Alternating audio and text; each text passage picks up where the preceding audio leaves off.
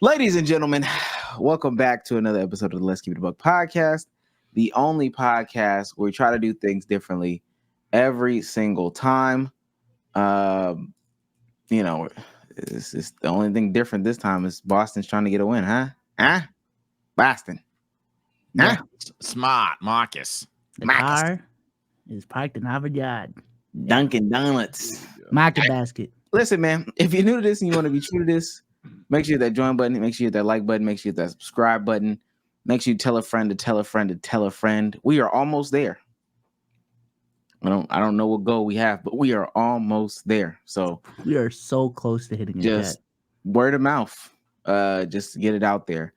If you're listening on audio, make sure you leave a 5-star review. You know, those are the things that help out on the audio algorithms. They're gonna start playing audio ads soon, so I don't know. Bezos, you got a 5-star review for me? Yeah, this is from Aiden LD. He says, need to see the Kroger King back on the pod. Verbatim. Like, and He left trolling No, we believe you, man. right there. We believe you. Well, without further ado, you know what I'm saying. Let's get right into the hoops. They were very political this weekend. Let me say this right now. If I was an NBA player, I wouldn't be warming up. I'd simply just go out there and hoop. Practice should be banned on game day. I can see it. Yeah, I just you've been don't- practicing enough. Yeah, Damn. I mean, Drew Holiday's what, 30 something now? He needs to shoot a basketball Again? No, Come I don't need to see no shots go up, bro. Just hop on it. Straight vibes. But it got to be everyone, though. Can't just be one. That'd be unfair. Yeah. No, Uh, all stars no. are banned. It would just All be me. stars are banned. I'm gonna tell you, this would be my pre-game. This would be my pre-game day ritual. Like, this is my game day ritual. Show up to the arena mad early because I need a 2 to 3 hour nap. Crazy nap. I'm not sleeping the night before. I need to nap right then and there. Wake up, chicken Alfredo, mostly noodles. For the big game. Crazy amount of carbs. Orange juice as well. Another 15 after that. Crazy big dump.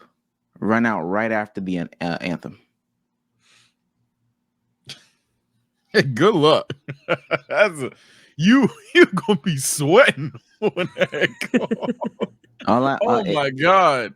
And if I'm like the star on the team, I'm gonna just tell the next best player, yo, just give me like 5 possessions. Get LUKA 5 possessions. 5 possessions. That's all I need. We go up and down 5 times. Right after that, I'm in it. You know what I'm saying? I'm good. Nah, I can't go back to the locker room and people know I'm just taking the shit real quick. Nah, I can't do it. It's too risky. What you mean? Oh, they're not coming in. I'm grumping it up. Oh, hell no. Yeah, that bitch won't be clear till halftime. No, I'm good, man. I'm gonna just stick to what my nutritionist at that point would tell me to eat, and we're gonna follow instructions. I ain't gonna lie. Yeah, He gonna tell you bone broth. Let's get into our big 3 for the day. We got the NBA Finals. You know, as we record this may or may not be the last game. Some hope that it may. Some hope that it may not. Some hope that it's June. We got free agency conversations going on. And then we also have the death of the NBA media. We done with the media. We done with the NBA media. Plus, we might talk about some women that are supposedly thugs assaulting people. I don't know. Well, we might touch on that. I'm tired. We probably won't get to that. But I've got a stat of the day for you. There are no existing NBA MVPs in the 2024 NBA Finals. This is something that hasn't occurred in over 30 years and only twice since the 50s. The 2024 NBA Finals are the first finals in the 21st century without a single existing MVP winner among competing teams. It is important to note that this list also does not include cases where players like James Harden and Russell Westbrook won MVPs after their appearance in previous finals. However, there's a clarification for the 1977 NBA Finals where this occurred. Blah, blah, blah. This unique event also stands out in NBA history, occurring only twice since the 1956 NBA Finals. During the 1990 Finals between Detroit and Portland, and as of now, the 2024 NBA Finals. Every Finals in the 60s, 70s, 80s, 90s, sans 1990, features a player who has won an MVP award. Additional info. In the 1977 NBA Finals, featured Bill Walton and Julius Erving. Erving did win an MVP award prior to the finals, although it was for the ABA.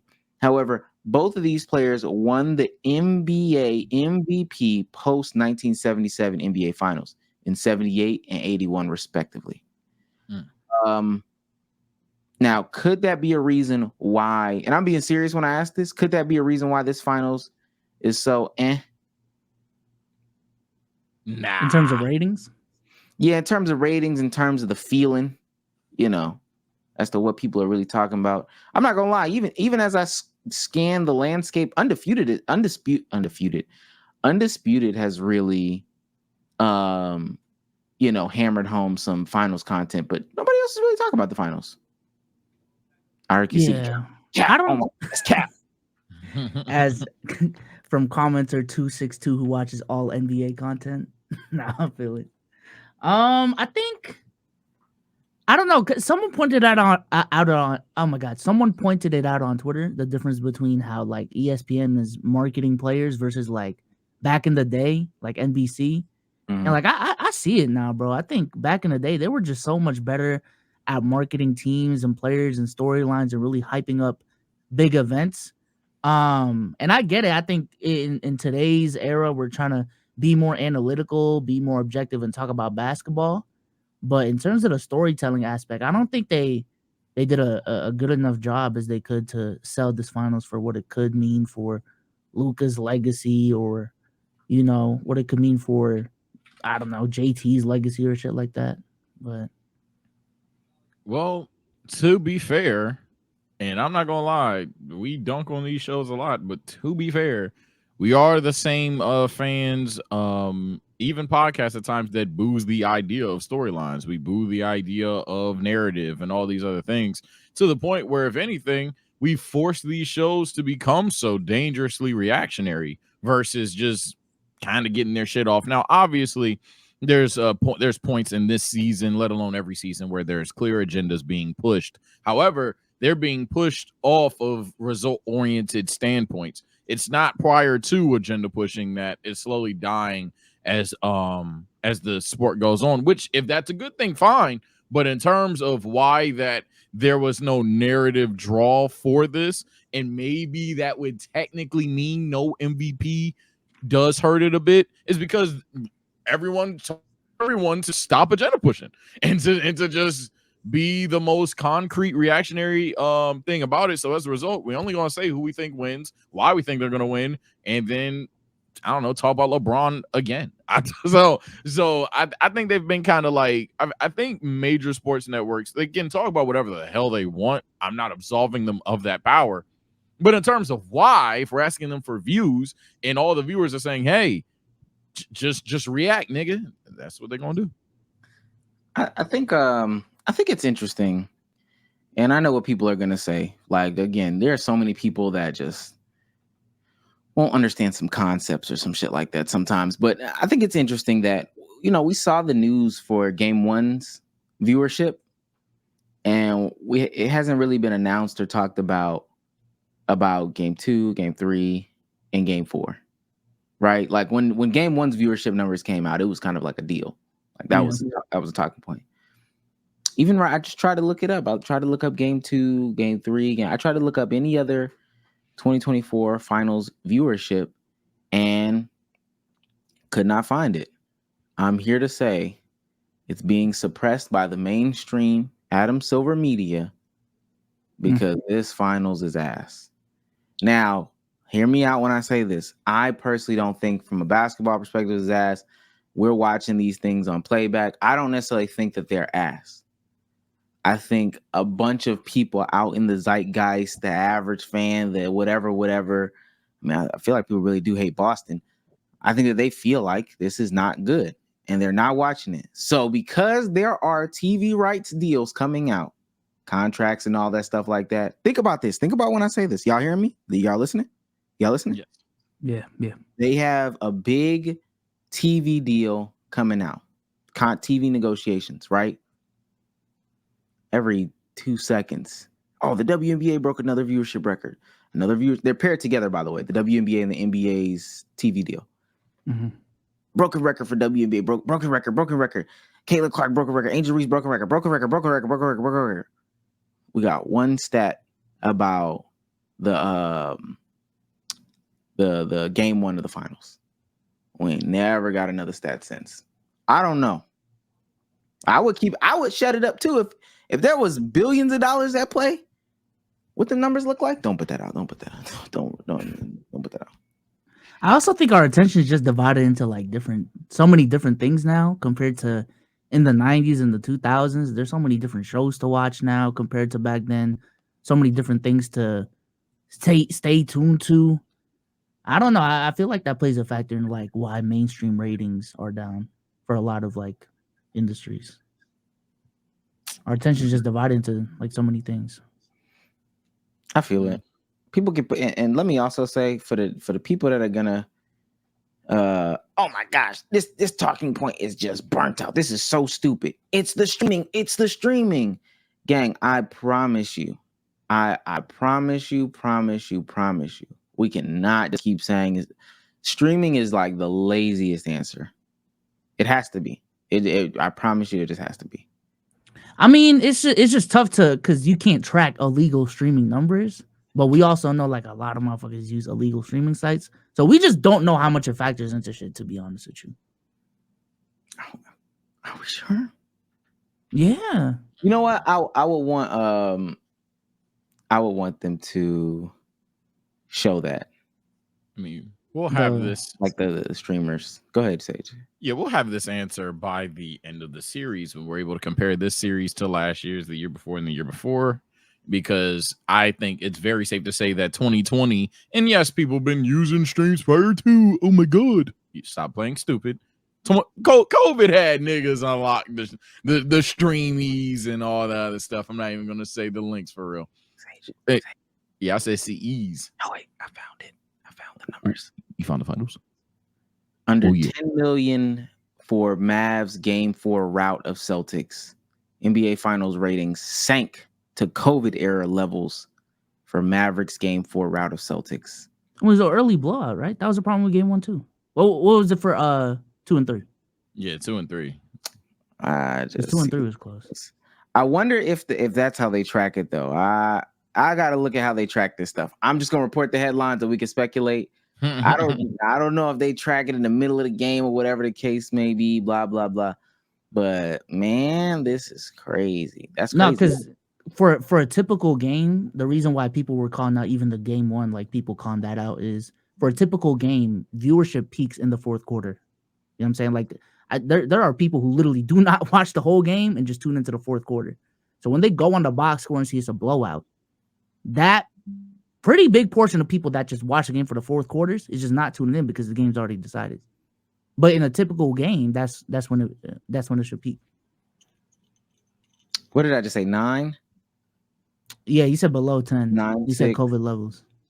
Game 3 was 10-9. I don't know, bro.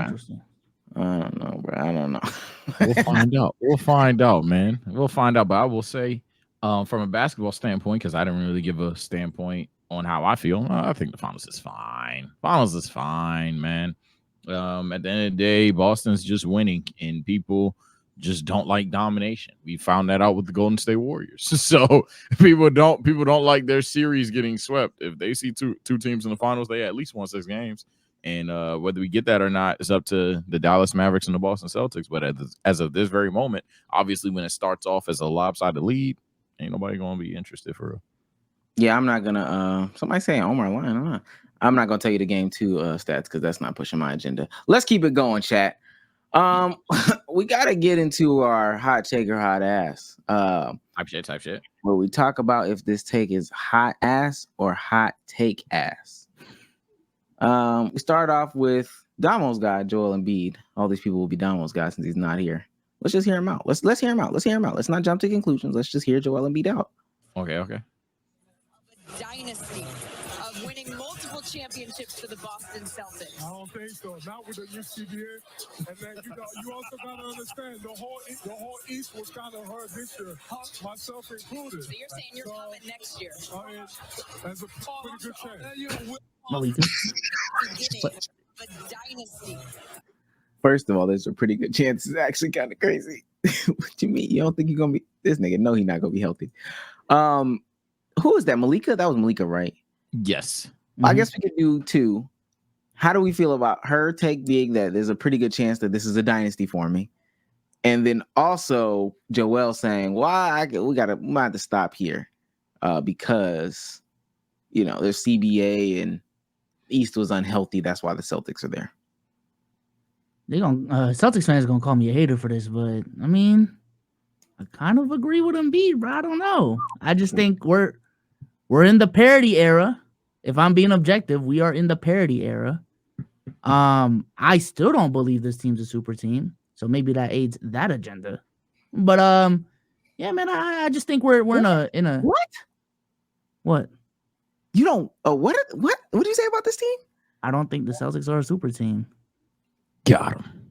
We fucking got him, boys. I've been consistent with that all fucking year. Hey, that's fine. But we got you now. My. Okay. We got you now. But yeah, I mean, I just think we're in the parity era, and this team is beatable. You can even make the case that this team probably doesn't win if Denver was in the finals. So there's no dynasty. Could they be a team that rats off maybe 2 rings in a span of 4 years? This being the first and the second one being in 2027, 2028, maybe. But a dynasty and what a dynasty entails? Nah, I don't see it. What now, is if they prove it right, what does the dynasty entail? To me, either ratting off multiple championships in a row or a bunch of championships in like an 8, 9, 10-year period that doesn't necessarily have to be back to back like the Spurs. Okay, Sage, go ahead. What? What'd I say? Nothing. Hey man. I'll give my take and then we'll come back to you, Benji. For me,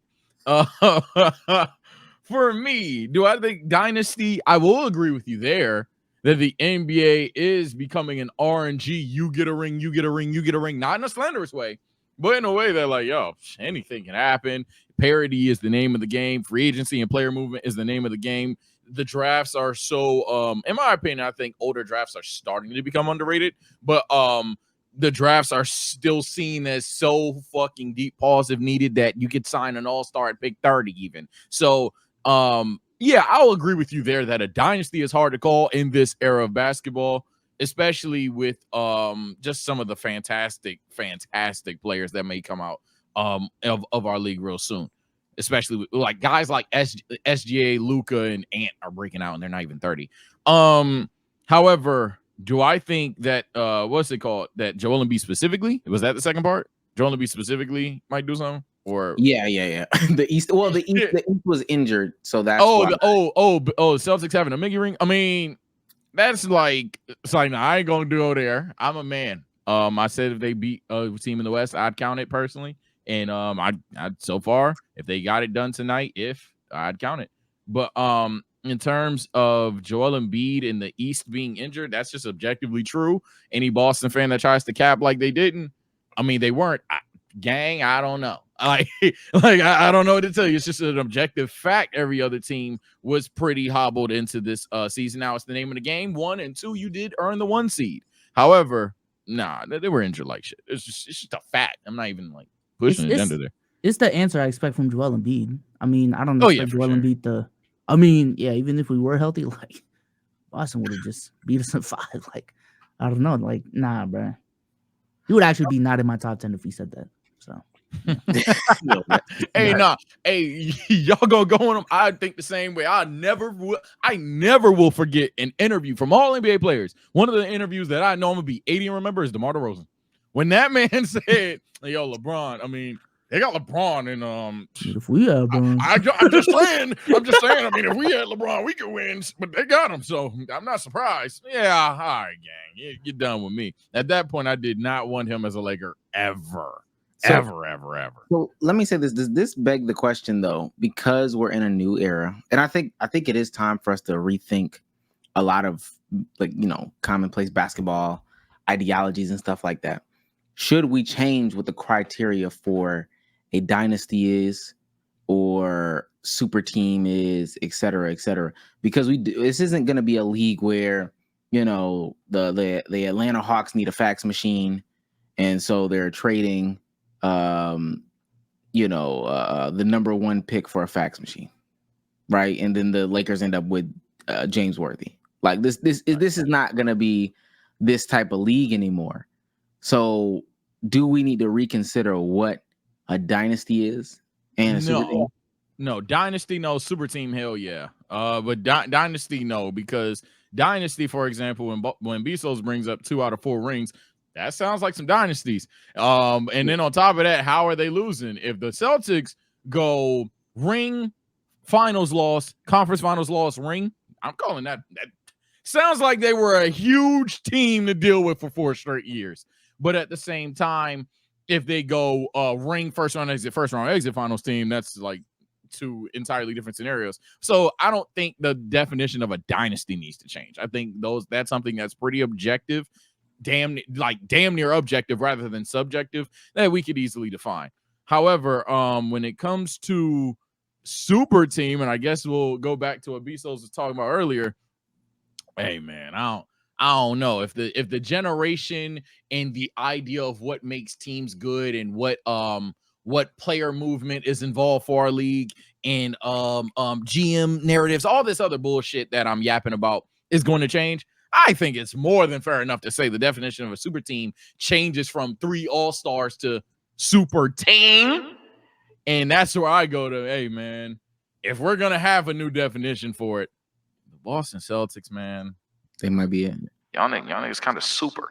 Yeah, y'all niggas are kind of super, bro. Let me ask you this: 22 Boston loses, 23 they don't make it, 24 they win, 25 they lose, 26 they lose in the conference finals.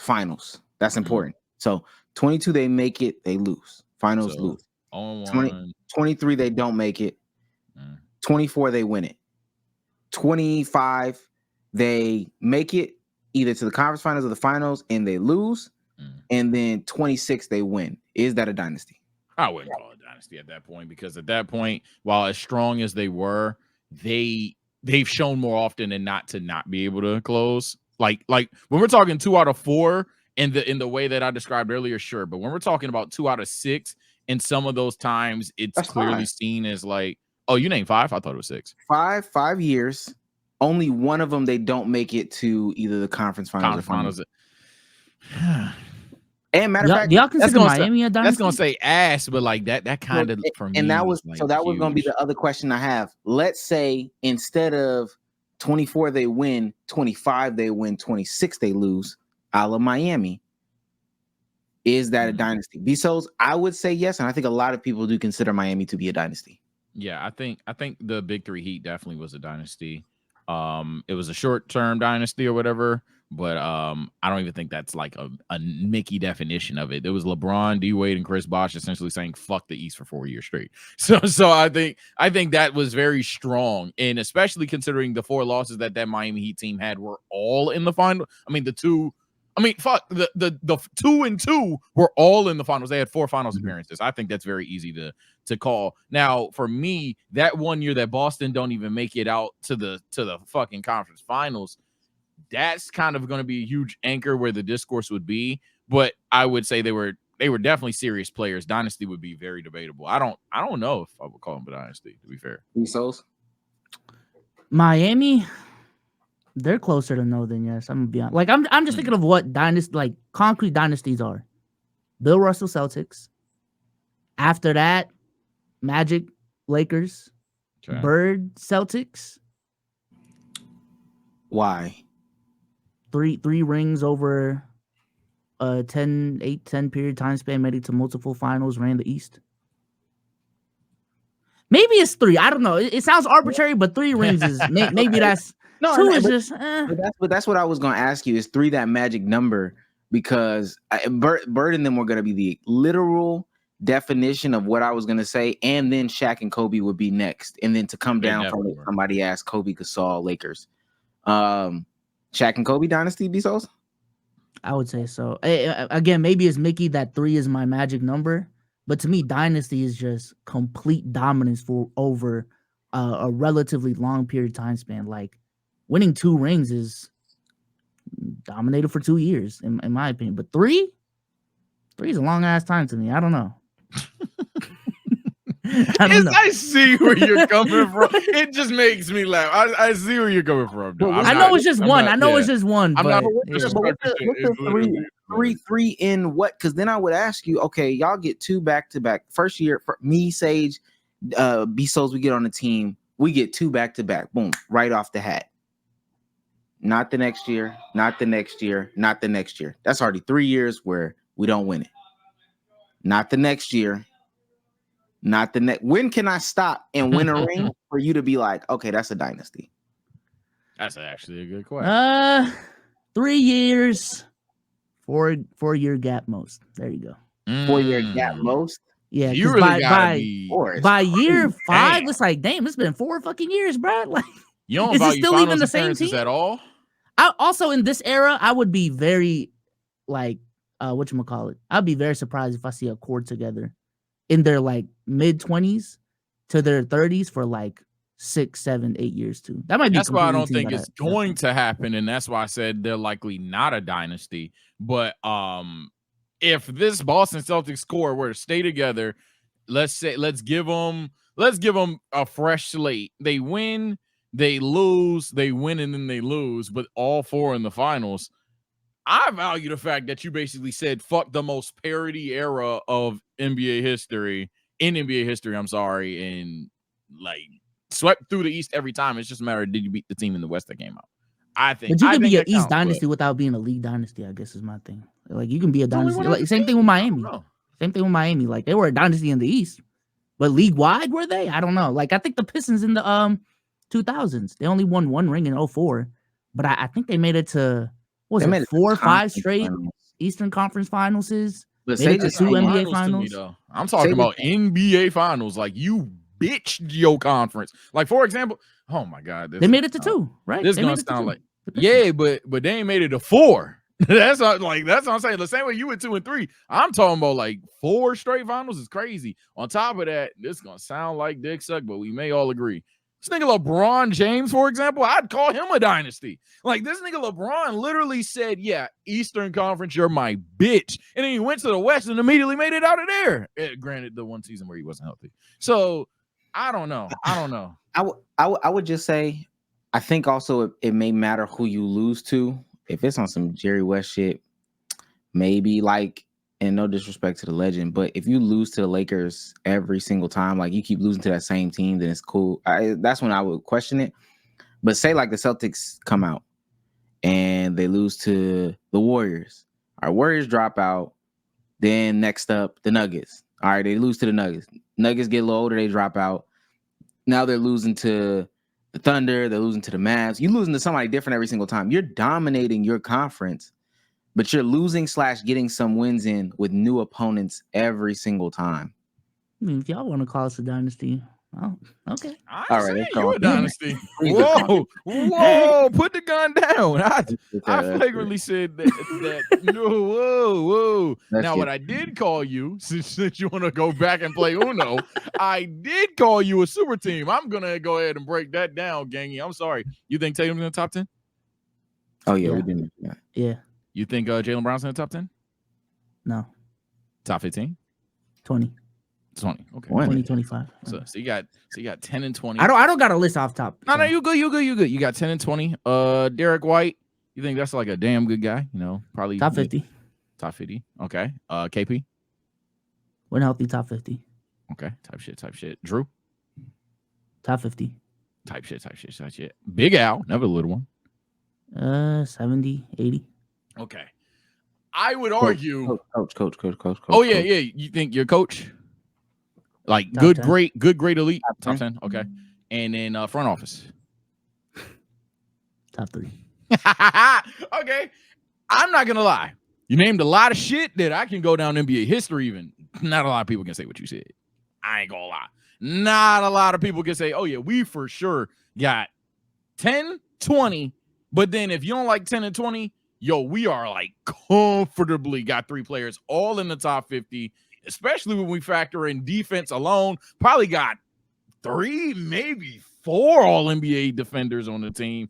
And then even the latter half of the team, when we get to the Big Owls, I don't know how some of you guys feel about Sam and Luke or whatever. That's none of my business. But at that point, yo, I'm just saying, y'all team deep as shit. And even if they were only 7 deep per se, it's like in 2K terms, you got like 282s, like 485s, and 290s. I don't know, bro. I don't know, bro. What is a super team to you? A super team to me is a team that gives me the feeling of how the fuck do you beat this team? I know that's arbitrary as shit, but I think over the course of history, that's been the consistent, because I also think it does change over era. So like when Miami formed and we saw Chris Bosh, D Wade, and LeBron, everyone was like, how the fuck do you beat this team? That to me is a super team. The 08 Celtics, when they formed that big 3, how the fuck do you beat this team? 04 Pistons, when they got Karl Malone and Gary Payton, how the fuck do you beat this team? Now they ended up losing, but how the fuck do you beat this team? That was a failed one for sure. I think the 2013 Lakers. How the fuck do you beat this team with what you mean? No, back to back. Both Laker teams, you good? I'm just bringing up teams. Let's see, the 21 Nets. The 21 Nets when they got James Harden. What? You might have missed me. You might have missed me. You might have missed me. These are failed super teams. That's what I'm saying. 21 Nets are failed super teams. The only reason why I say that is because there's a good amount of teams that you just named where it wasn't like that. Like there was a way to beat Miami. I know niggas was gawking it, and this ain't even hindsight, but they just lack depth and they lack key players. Like they had 3, and the 4 was Haslam. And the one was actually they didn't have a 1. They were scratching and reaching, and they were reaching for a 1 super bad. It ended up being it didn't even end up being Mario Chalmers that first year, if I'm not mistaken. And then the 5, they got Big Z. Big Z really didn't end up working, whatever the case may be. How many teams in that era do you genuinely think could have beat the Heat? The Heat in 12. Because I also think like the 80s Celtics and Lakers are super teams, even though like one could beat the other. You know what I'm saying? Like you can throw the Pistons in there. 2012. I know. The reason why I'm saying that is I'll answer that question for y'all. I think for me, there's probably the Spurs, and it might stop there. I can't lie. Like the Mavs to me was respect to them. It was LeBron not being LeBron. In 7 games? Yeah. I'm not gonna bullshit you. Let me look at it. If you want to say the Thunder, okay, you can throw the Thunder in there. Spurs, Thunder, Lakers. Yes. Chicago. Let me see. Oh, wait, these are predictions. Why are these predictions? I bet. Are we talking about 11, 10, 11? No, 11, 12. Yeah. Okay, 11, 12. Okay. Yeah, because we're talking about single years at this point with the Celtics, because y'all want to say they're super team last year, right? It's just I think. Year. I don't. Last year, y'all weren't super team. I think there's another. Yeah. So if we're just talking about peak Miami, then we would agree peak Miami's a super team. So let's just do 2012. I don't think 2012 peak Miami. I think 2012 was peak window for Miami. I think the 2013 roster, I'm gonna double check that, but I think the 2013 roster was better than 2012. Just 2012, I mean, it was a weird year anyway, but I think 2012 was like, I want to say 2013, that's fine too. Yeah, I was like 2012 comp was kind of chilled, year was kind of weird, and it was just a good window for them to get it done. But I'm pretty sure I think the 2013 roster. The West was asked, and they kind of, I think things like kind of got back to where it needed to be in the West. Because the next year, the West gets a little bit more compy. I can understand what you're saying. I just remember when they formed. You said specifically. You said when they formed, so I was thinking about when they formed. Yeah, When they but formed, even in that era, I mean, I would still say it's just the Spurs, maybe the Thunder, maybe the Lakers in those first 2 years. even the same thing that you're saying now, I would say the same thing for Boston. Like now, Okay, so I just said one team that could surefire give them a shot, and I'm talking about 2 other teams that maybe. You're talking about the Celtics right now. I think Denver's that Spurs team for them. Did y'all not think that any other team could legitimately legitimately give them a run for their money? I'm talking about like 4 or 5 teams in the NBA right now. this year, I think it's a for me, I see where you're going with this. I think it's the testament to the parity thing, styles make fights kind of thing that's going on today. That I'm not saying it never was a case, but I am saying it's definitely more prevalent now versus, oh yeah, this player is just gonna oar you out of the series no matter what makes sense or not. I think that's the biggest difference there. While I'm yapping, I do think the 2013, I'm looking at it right now, I don't even think, I know it was better. This was the team that had that crazy win streak. This is the team that has Ray Allen on it. This is the team that didn't need to start what's his name? Joel Anthony. It didn't need Joel Anthony out there all the time. Yeah, this is definitely the better roster. So when I'm looking at the 2013 playoffs, I'd say I think we all agree that Spurs. I hope nobody really disagrees with that. After the Spurs, the Bulls were clearly not the same. I think OKC definitely was there as well. Then if you were a fan of what's Lob City around then? I'm pretty sure. If you were a fan of the Clippers, I hear you, but I think that's a reach. I think it was probably just OKC and San Antonio versus the Heat. So I'm saying today, let me just write off some teams. Do y'all think this team could give the Celtics a run for their money, if not beat them? Lakers. I'll talk to 6 or 7 games. Wait. Before you go, and this is what I'm gonna say because I think this will answer it just as a general statement. I think it matters what portion of the season you are asking this question in. At the beginning of the season, the only team in the West that anybody thought had a legitimate shot of dethroning or competing with the Celtics was Milwaukee. In the middle of the in the East. In the middle of the season, that was debunked. That was literally debunked. There was no shot that anybody could compete with Boston at all. By that time, Julius Randle was hurt. The Knicks had no answers. They really weren't even a thought. Milwaukee was like, they were going through the Adrian Griffin, Doc Rivers fiasco. What's his name was hurt off of Cleveland. Like there was no answer. Joel Embiid. Joel Embiid had already been, a little wishy-washy, if I'm not mistaken, or that was around the time where he started to get hurt. Miami never really got it together. At that point in time, the East was like done. It was a wrap. You would have to come to the West. We could say Denver. We could say OKC. We could say Minnesota. Everybody else, nah.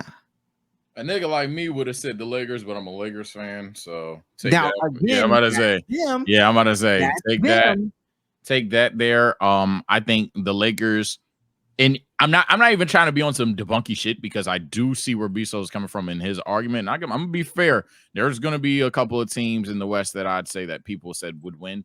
But when it comes to the Lakers, I think that's the one team that we can't count here because everyone's going to say something good about it. I think it's like everyone's going to do it. Now, do they mean it? I don't know. Even if you count it, though, again, if we're talking about at the beginning of the season, I'll give you the Lakers. Middle of the season, I cannot give you the Lakers.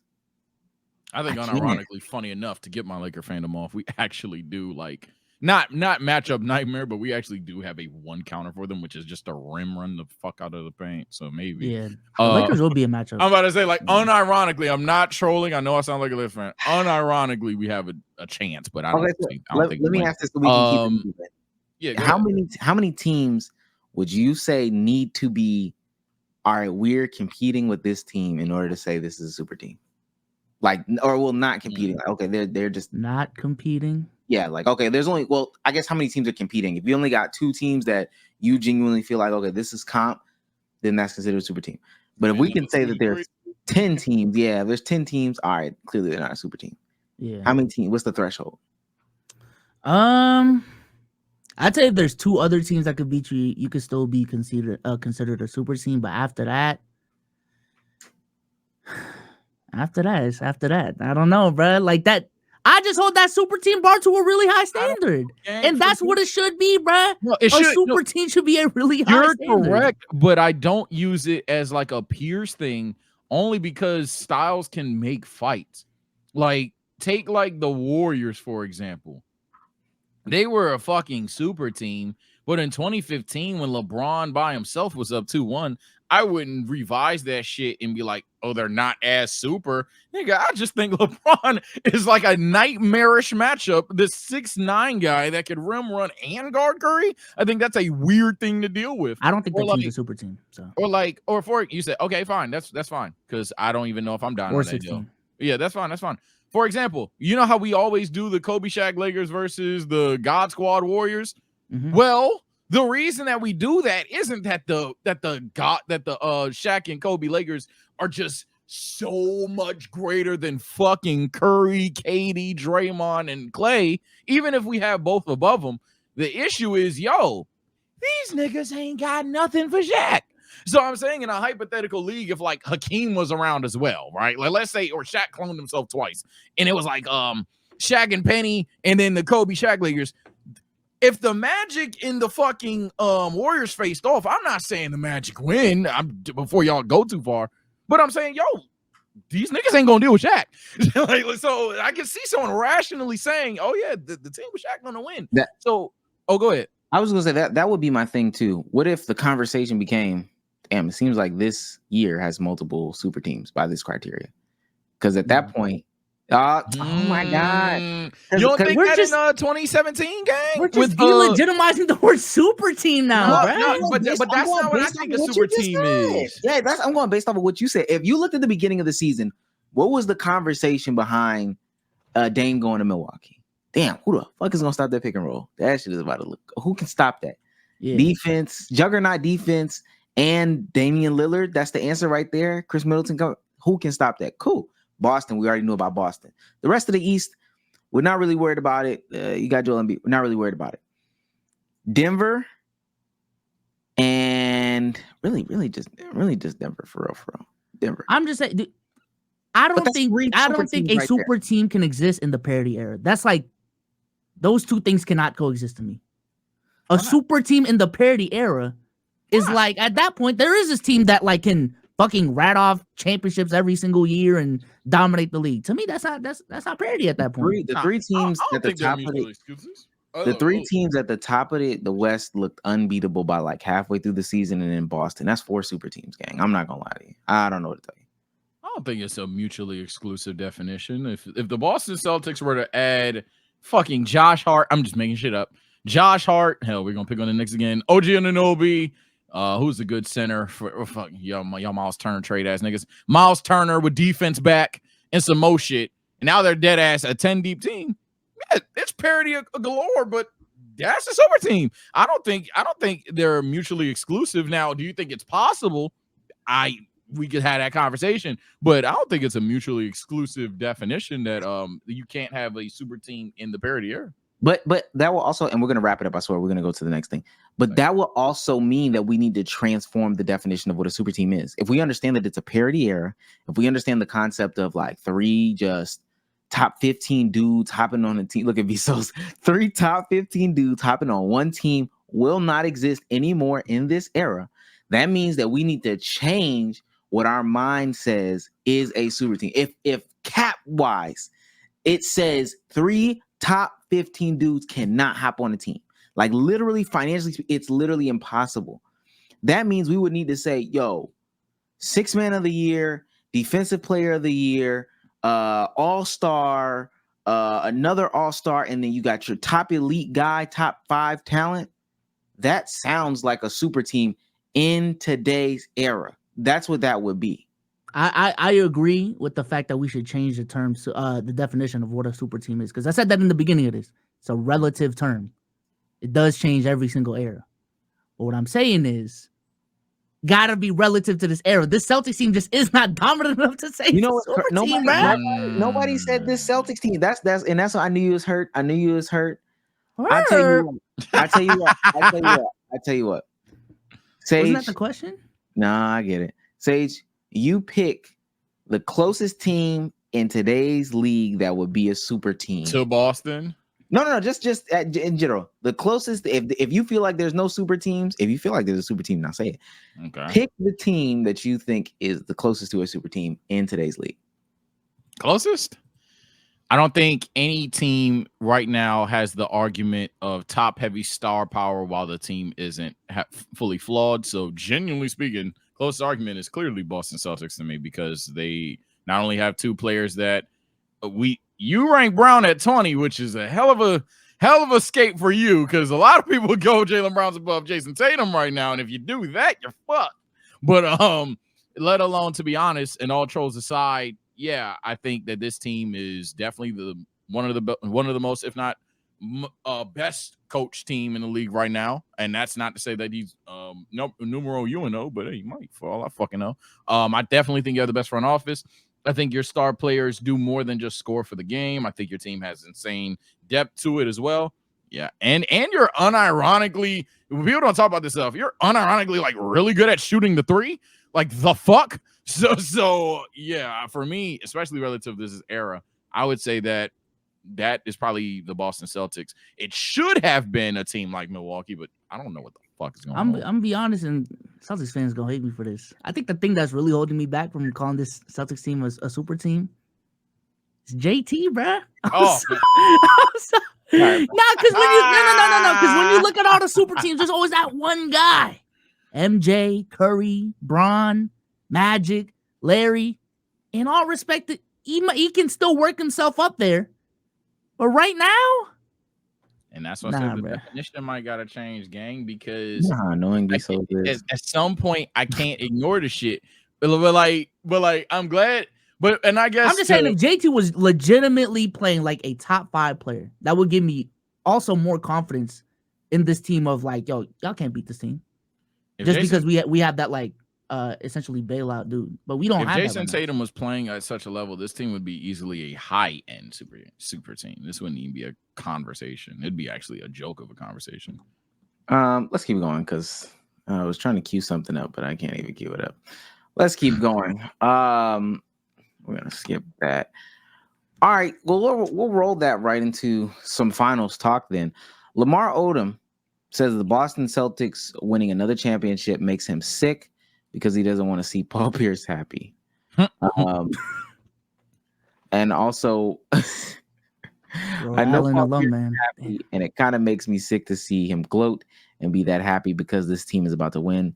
Bob Cousy believes the Celtics exposed Kyrie Irving, and he is no longer considered a superstar due to his inability in the playoffs. Celtics have exposed Kyrie as not a superstar. There is a lot to talk about. It'll probably lead me into my hot take of the week.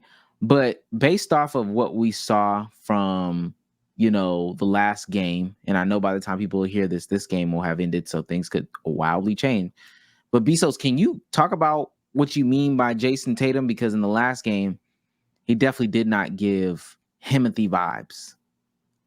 What do you mean talk about him? Like his play so far? I mean, just his play so far, and you sound kind of disappointed as a fan. Oh, yeah. Well, I think Jason Tatum, depending on the conversation, and it could change very quick, can either be the overrated player in the room or the underrated player in the room. Like, easy as that.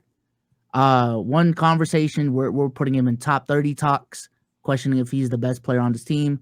Next conversation, we're trying to put him in top 5 MVP, Jokic, LUKA conversations in an instant. I think in these playoffs so far, he has not played great. He has not played bad. He has played average to mid for me. And, it's one of those things where we can acknowledge how he's impacting the game. He is playmaking. He is defending. He is doing all of these things. He's not getting in the way of that offense that has been really big as to this team's success. However, we can also acknowledge as well that this is a guy getting paid big bucks to score 28, 30 points a game. And even though he's getting good looks, his shot selection is decent. At some point, we got to hold this guy accountable. We got to hold this guy accountable for not making the shots he's supposed to make.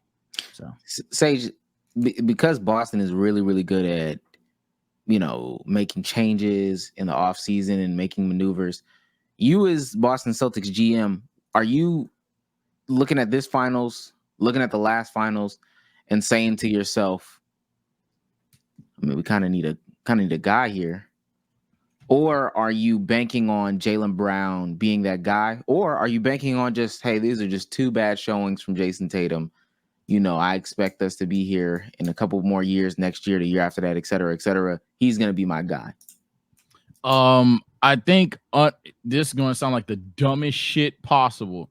I think you have your guy in Jayson Tatum. However, this is also simultaneously what you expect out of Jayson Tatum. And I think that's why you've gotten the pieces around him to complement when he's going to have these bad shooting nights, because his value as potentially a rebounder, defender, or even playmaker are at his size are valuable enough to make him not just like, oh my God, you fucking suck, dude.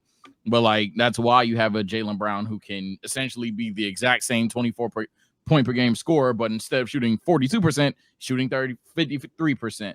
You have Derek White, that's essentially a 40% knockdown all-NBA shooter.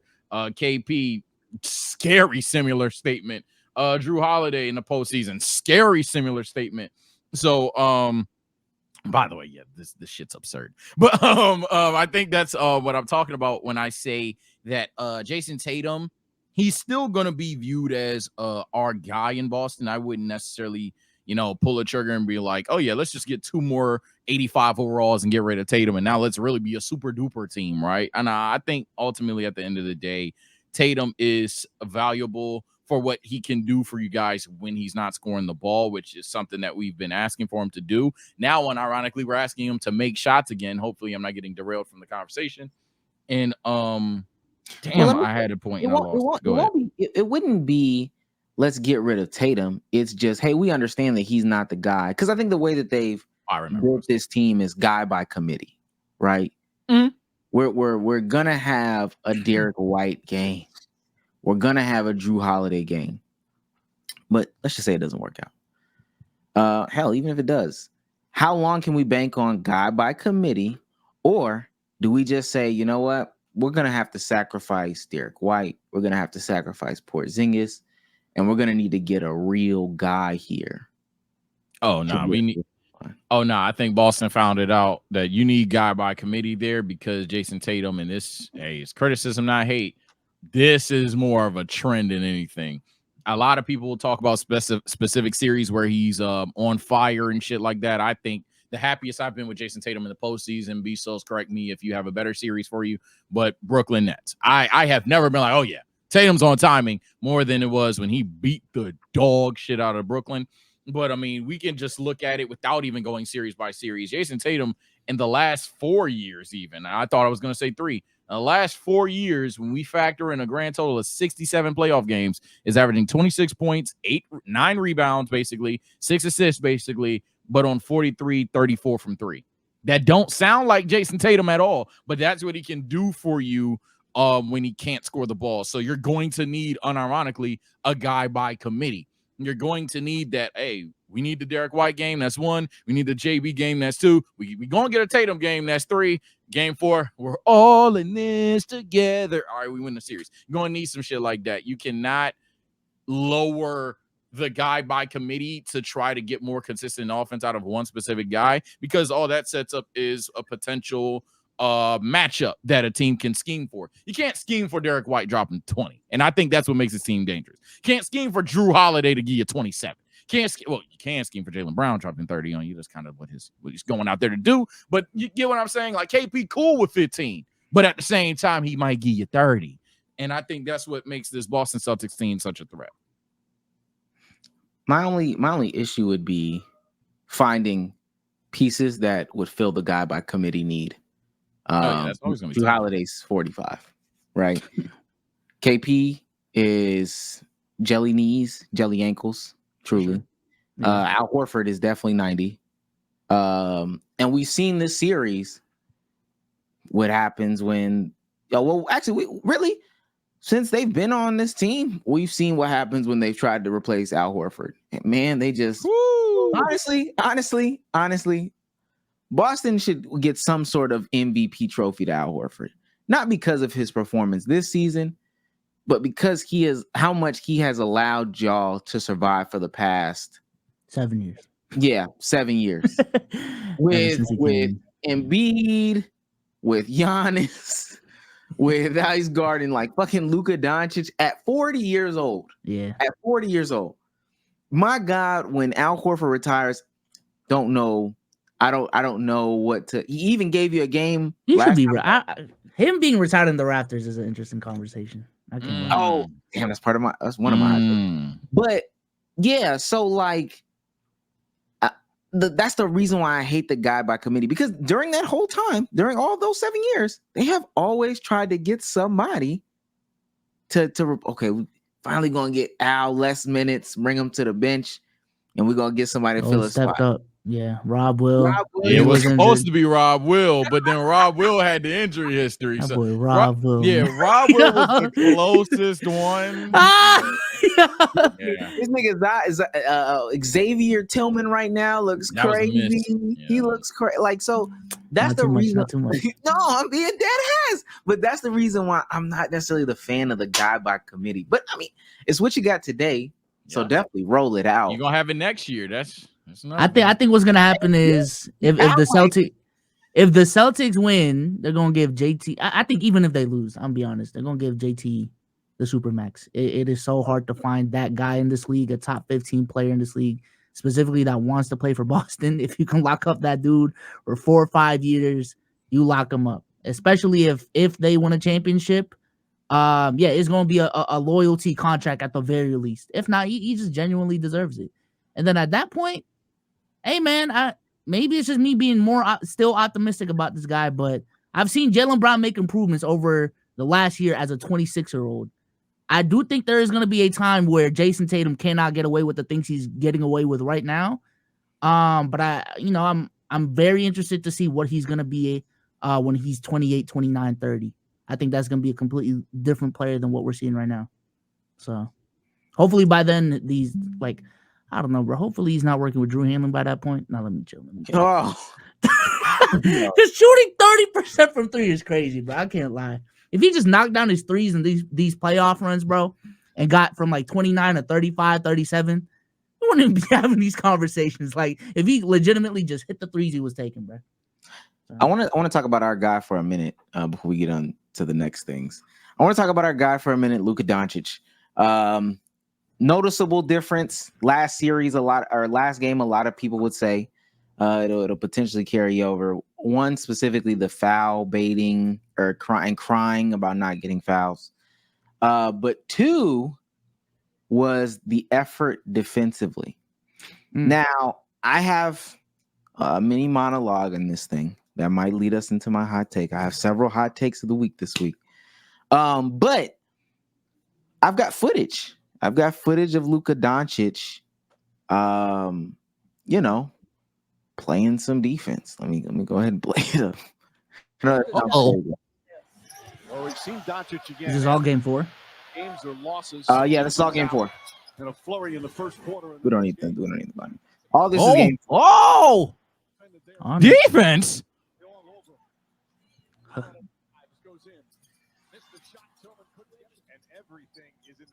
Ooh. Guy by committee is so crazy because you got Jason Tatum like, yo, Drew, we need a bucket here. Like, come on, bro. Hey, that's not how I want to do it, but hey, that's the guy. Oh, you missed that stuff. So for the audio listeners, we are watching game 4, Luka Doncic's defensive efforts.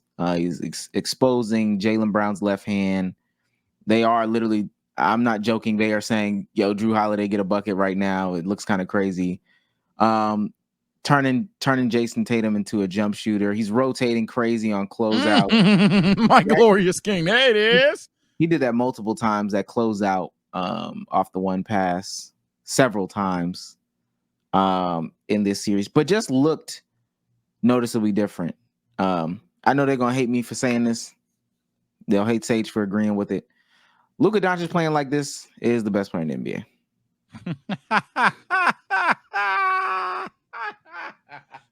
Oh, at that point, what y'all gonna say?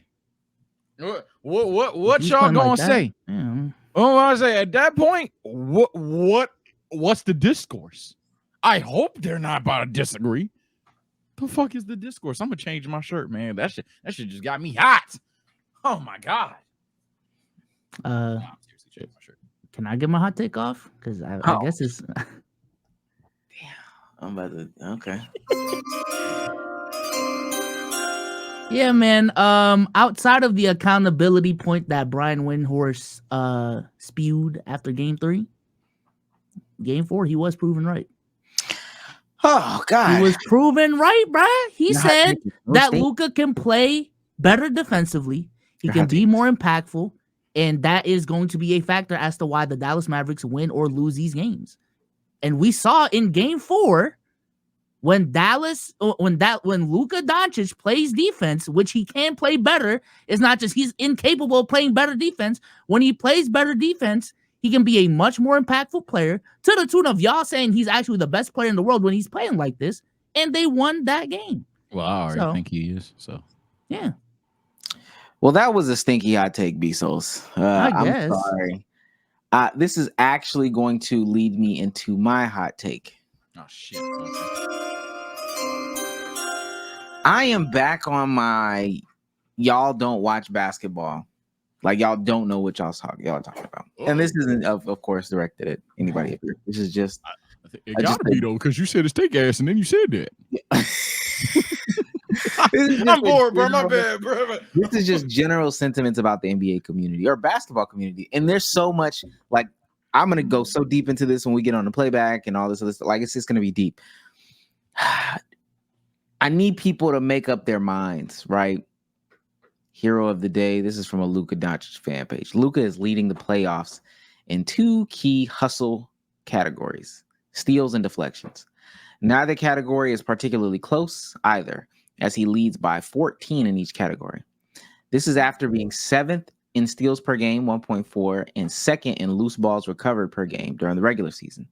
Not bad for a guy that the experts have accused of not giving effort by his critics and the national media. Stop. I'm going to keep going because there's more to this conversation. There's another one.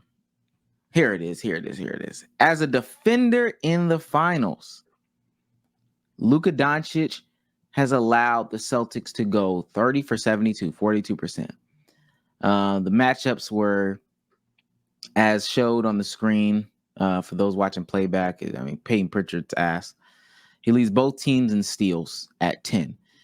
We saw the highlights where somebody was saying he was getting blown by. We saw those statistics. Ultimately, what I'm getting here is people don't know what they're talking about. They don't know how to use stats with context. They don't know how to, interpret what's being said by the pundits, all that stuff, this, that, and the third, et cetera, et cetera. I need people to just watch the game. I'm not claiming that Luka Doncic is Gary Payton on defense as a guard. I'm not. I am not. All I'm saying is watch the game and come to your own conclusions. When asked about it, be able to elaborate. I've seen people elaborate about it. They don't know what the fuck they're talking about. I promise you I'm going to wrap it up right here. This is my hot take because, again, people don't know what they're talking about with basketball. This is a woman. I know that sounds crazy. This is What? a woman giving an example This is a about goddamn woman. well, She's over here. this is her talking about You screens. supposedly said a screen, but let's take a look at it. Now look, you see that? She didn't even make contact. She didn't even wait long enough. She pretty much just showed herself, and then she did head toward the basket, but she's not setting a proper screen. So there it is. She just rolled. She's saying Like that flip. the Fever have bad screening techniques. And mind you, I would love to think that was a one-off from this weekend, just about women's basketball. Maybe she's new to the game or whatever the case may be. That's a coach, first and foremost. Second of all, I've seen so much discourse about the finals, players, all that stuff like that. Y'all just don't know basketball. Just y'all just don't know basketball. Simple as that. Damn. I mean, I've been saying that, so welcome back. I've been saying that 90% of what happens is just Twitter takes that are retweeted and then echoed. I've always had the hot take that the worst thing that a YouTuber can have is a very, very, very loud NBA fan base that likes to tattle.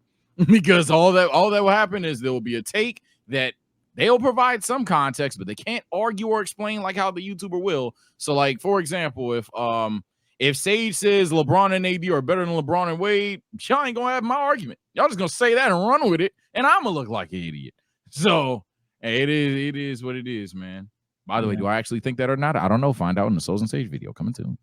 No, I agree. I think a decent amount of NBA fans just watch certain analysts, follow certain people, and that's where they get their takes from. But we'll get this back on track. Another take that I have is who I'm taking tonight on Prize Picks in this NBA Finals. Oh, wow. Okay. Shout out to Prize Picks for sponsoring this podcast. Prize Picks is our favorite way to play daily fantasy sports. There it is right there. And Omar will give us a demo on how to play Prize Picks. And I got it set up this time. The world is glazing LUKA right now with the... That's crazy. This could potentially be the last time we see him. My glorious king. Yeah, 25 field goals attempted. If they're gonna go out, they're gonna go out swinging. Yeah, they want him to do some crazy tonight. And I'm not gonna lie. Oh, JB, the easy one for 18.5. I'm gonna put some dollars. Might be bait though. I'm gonna put some dollars in that makes sense. Just 25, and I'm gonna go ahead and hit submit. All right, boom. And that's how you make a lineup on Prize Picks. They have an app you can download. They got a website you can go to. Go ahead and just sign up. And when you do sign up, if you guys use code LKIAB, you guys can get 100% deposit match of up to $100. That is once again code LKIAB. Links to everything will be in the description down below. And shout out to Prize Picks for sponsoring this podcast. Thank you, Prize Picks. Chat, I definitely have $2.50 left.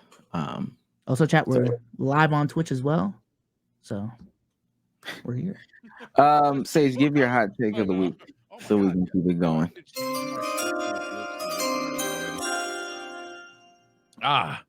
See-through shirts of the wave. No. So I saw, I had a hot take, but and I didn't want to do this because I fun fact didn't see the game.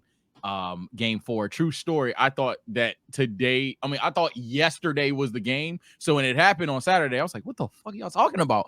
So maybe I'm cursed. I don't know. We'll find out which is stronger, my curse or the pod curse.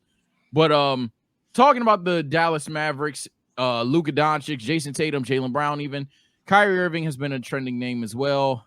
And apparently the chat wants to talk about it. So you know what? I do too. My original hot take was Kyrie was never the most skilled player. But by my definition, he was never a superstar, gang. I'm sorry. I ain't gonna lie. I have a very strict definition of superstar. I had hate about that when I came onto the scene about how many players I said, nope, not a superstar. Nope, not a superstar. Nope. Like right now, gun to the head, name 5 superstars, I probably could do it. Tell me 7. You feel me? I don't have that many superstars in my league. So I'm saying, is Donovan Mitchell a superstar to you? Just real quick. Nah. Okay, that's all I need to know. And then, like, you see what I'm saying? Like, I'm very, like, the same way y'all throw around him. Come on, bro. Y'all, I know. Now I'm talking to the community that at least knows me. Y'all know I don't play with that him shit. The superstar shit. Nah, I don't do all of that, man. I think Kyrie Irving was definitely one of the most electrifying players. And hell, maybe he's underrated in terms of culture NBA players, because Kyrie Irving is like a fan favorite. Like, it's not talked about. Yeah. But in terms of being that motherfucking guy, I think you guys set him up throughout his career, and it definitely is highlighted when we try to, every time he pops off, throw him right back into Dame, right back into Curry conversations. Hell, there were years where he weren't even a consensus top 3-point guard, and then out of nowhere, he's been a superstar. I think y'all may have dragged him a little too high. Maybe that's my overall hot take, actually. So sorry to admit it. I think you guys hold Kyrie Irving in these conversations, but I also don't think he was ever a superstar. Yeah, the superstar conversation is just the most semantic-y conversation. Oh, one of the most semantic-y conversations you can have with the NBA community, excuse me. Because I've heard people like you where it's only like 4 players.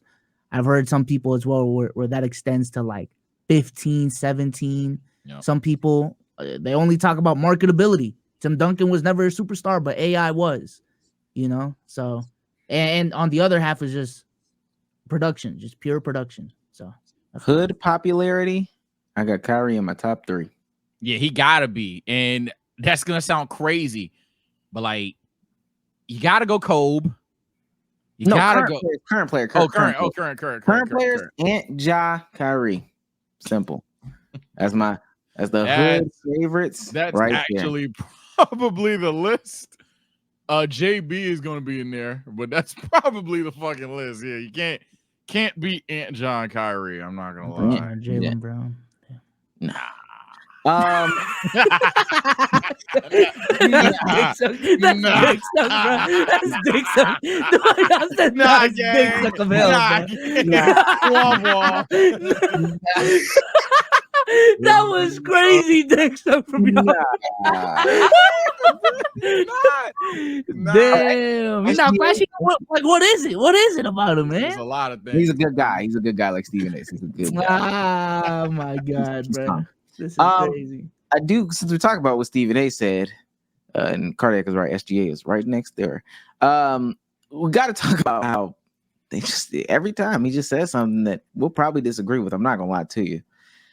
This is about, Dan Hurley not gonna be Lakers coach anymore. We're squaring back in on JJ Redick, and Stephen A. has a problem with that. What I can tell you is this: numerous coaches, Black coaches, me expressing how they took issue with that podcast taking place. And I think you know enough to know that that's true. Some of them felt very salty about that. We certainly are not blaming JJ Redick. You got your podcast. Maverick Carter approaches you about doing this idea. Who the hell would I jump at the opportunity? Wait, can I pause you on that? They were salty because he chose to do a podcast with a white guy, or because it hurt Darvin Ham? Because it hurt Darvin Ham. Okay. Because it hurt Darvin Ham. So any of us can do a podcast with LeBron James. Anybody who says otherwise, that they wouldn't do a podcast with LeBron James, is lying through their damn teeth. I know I would. I know you would. I know Wendy would. I know anybody would. That would be an honor for us because he's one of the greatest who have ever played, and he's a basketball savant. So we're not faulting JJ in any way for doing the podcast or for the content on the podcast with LeBron James.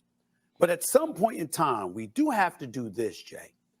As I said to Wendy last week, we have to remember the things that we've said about LeBron James as it pertains to his brilliance, as it pertains to controlling a narrative, as it pertains to being 2, 3, 5 steps ahead of others in terms of what you're plotting and what you're planning and what have you. And then that'll raise an antenna. We knew before the podcast ever started that Darvin Ham was on a hot seat. We knew this. Now, in fairness to LeBron James, when the news came out. Now, y'all know I'll never let Stephen A. finish a goddamn thing. I'm sorry. I'm calling dibs. Let me finish. Go ahead. So that, no, just to wrap up the whole point, because he's about to just glaze it up. He is essentially saying that LeBron James, knowing that, he was on the hot seat, that was the time in which he basically helped destroy the credibility of Darvin Ham and kind of undermined him as a coach on the podcast. So Black coaches called Stephen A. Avery Johnson. I'm not saying these are the coaches. Avery Johnson, Doc Rivers, Adrian Griffin, all 3 Black coaches that have ever existed in the NBA. Lloyd Pierce, Mike Brown. Is he not just reporting what he heard?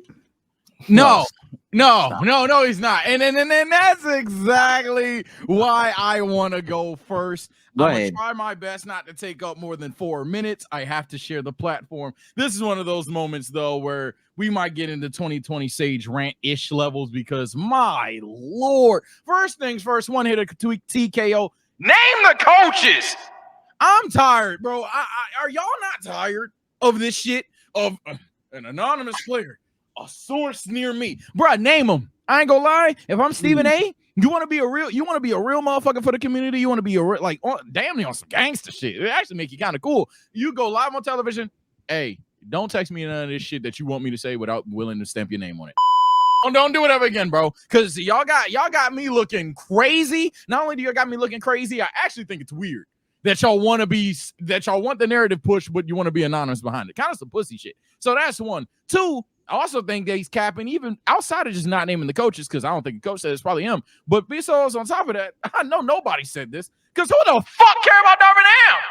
I'm sorry, like, hey, and maybe that's some slander. Who the fuck care about Darvin Ham? Me? Nah. You? Gang. You know, like, who the fuck cares about no damn Darvin Ham, bro? 3, another micro point. How the hell?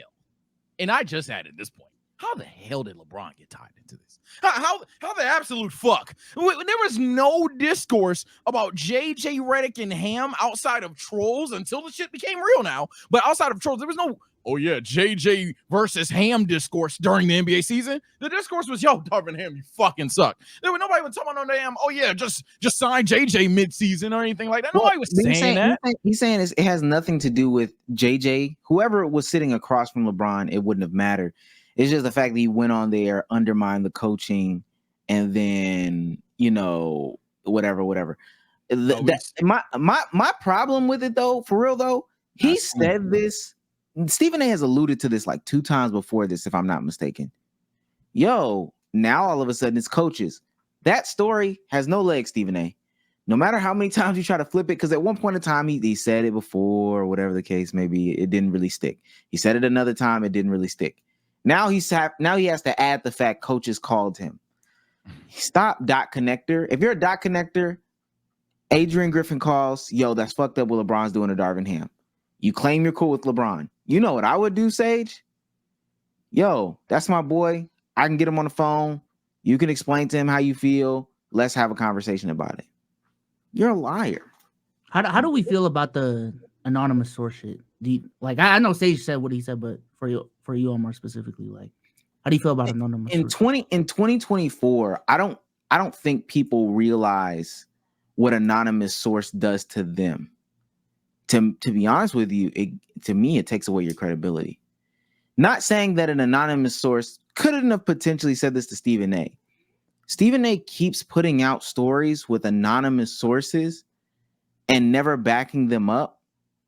Makes us believe you're talking. Like, if you're never gonna really go out there and say it. And then also we have other people coming out saying, yo, that's not true. Kevin Durant, yo, that's not true, or whatever the case may be.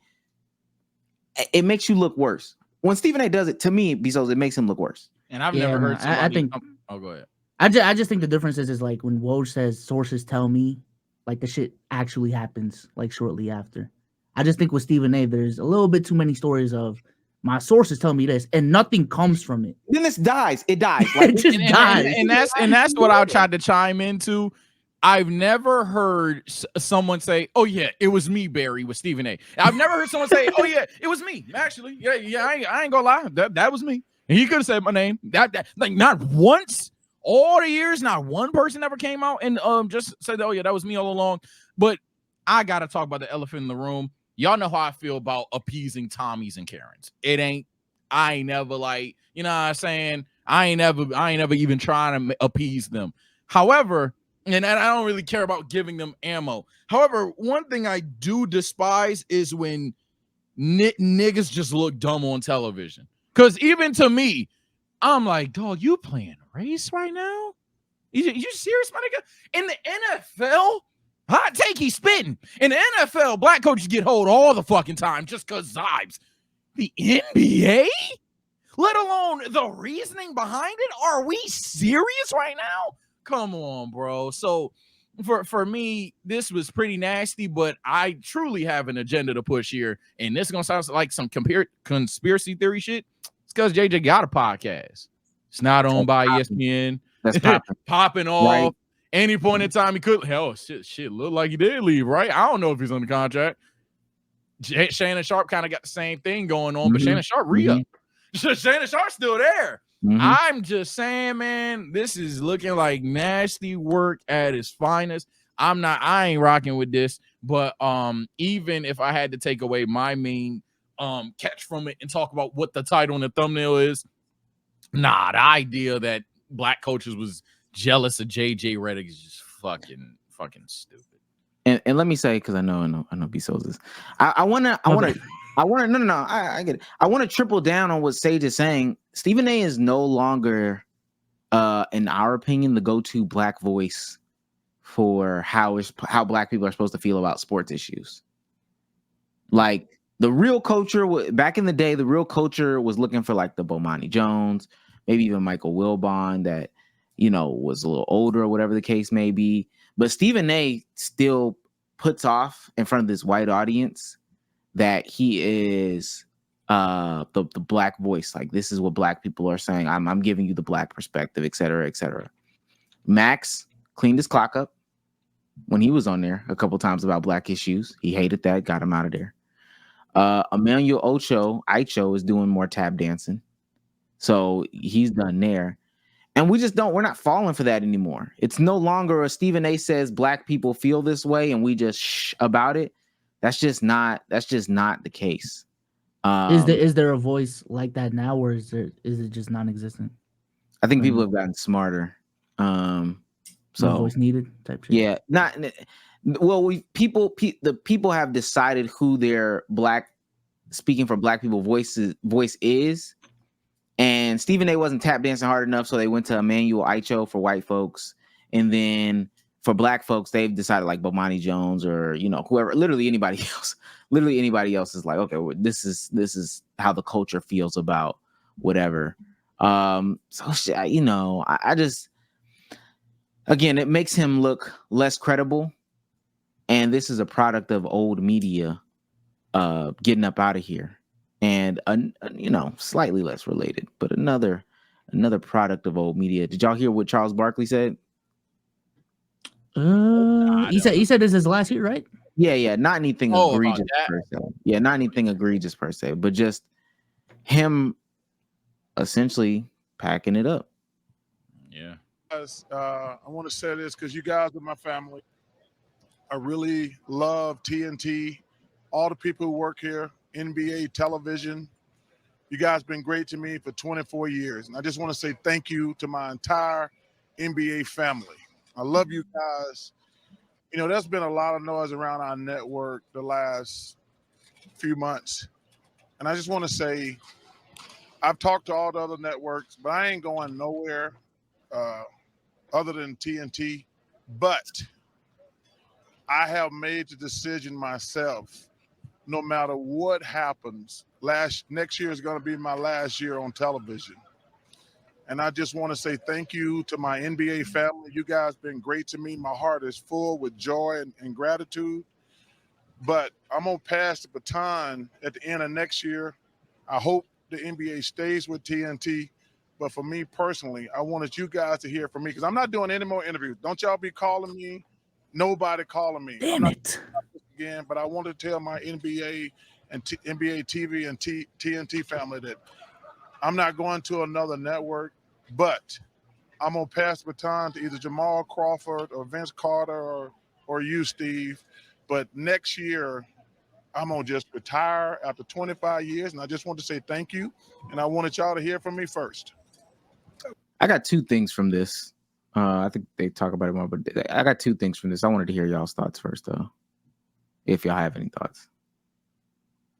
In terms of TNT, I'm genuinely curious to see where they're gonna go with everything, because I mentioned on the pod their connection with Bleacher Report, House of Highlights, to me is very interesting.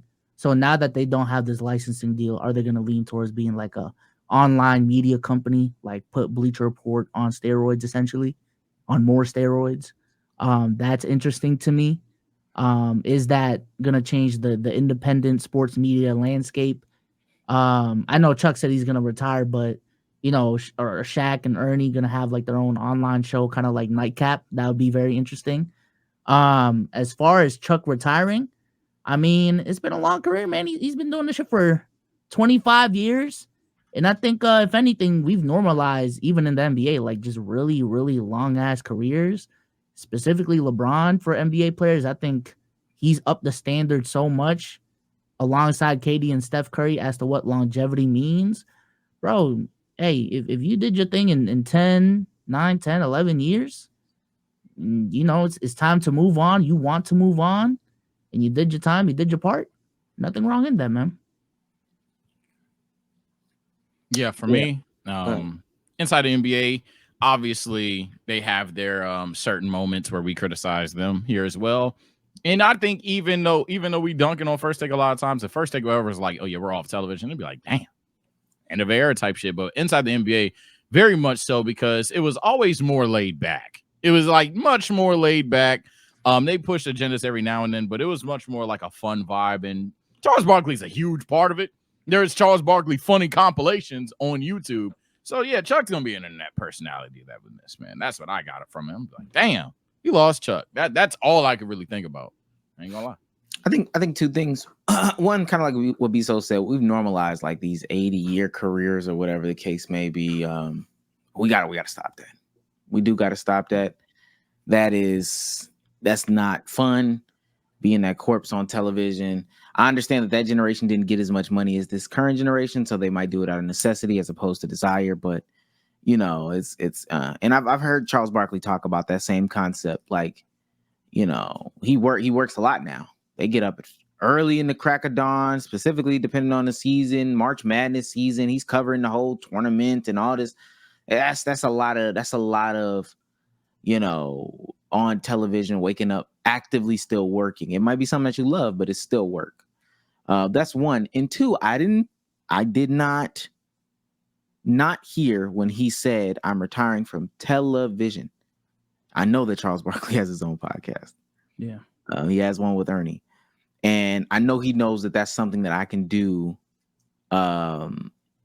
you know, and I don't have to necessarily rely on these machines. And it's not about, I have to do it all the time, et cetera, which kind of brings me back to Stephen A. Smith.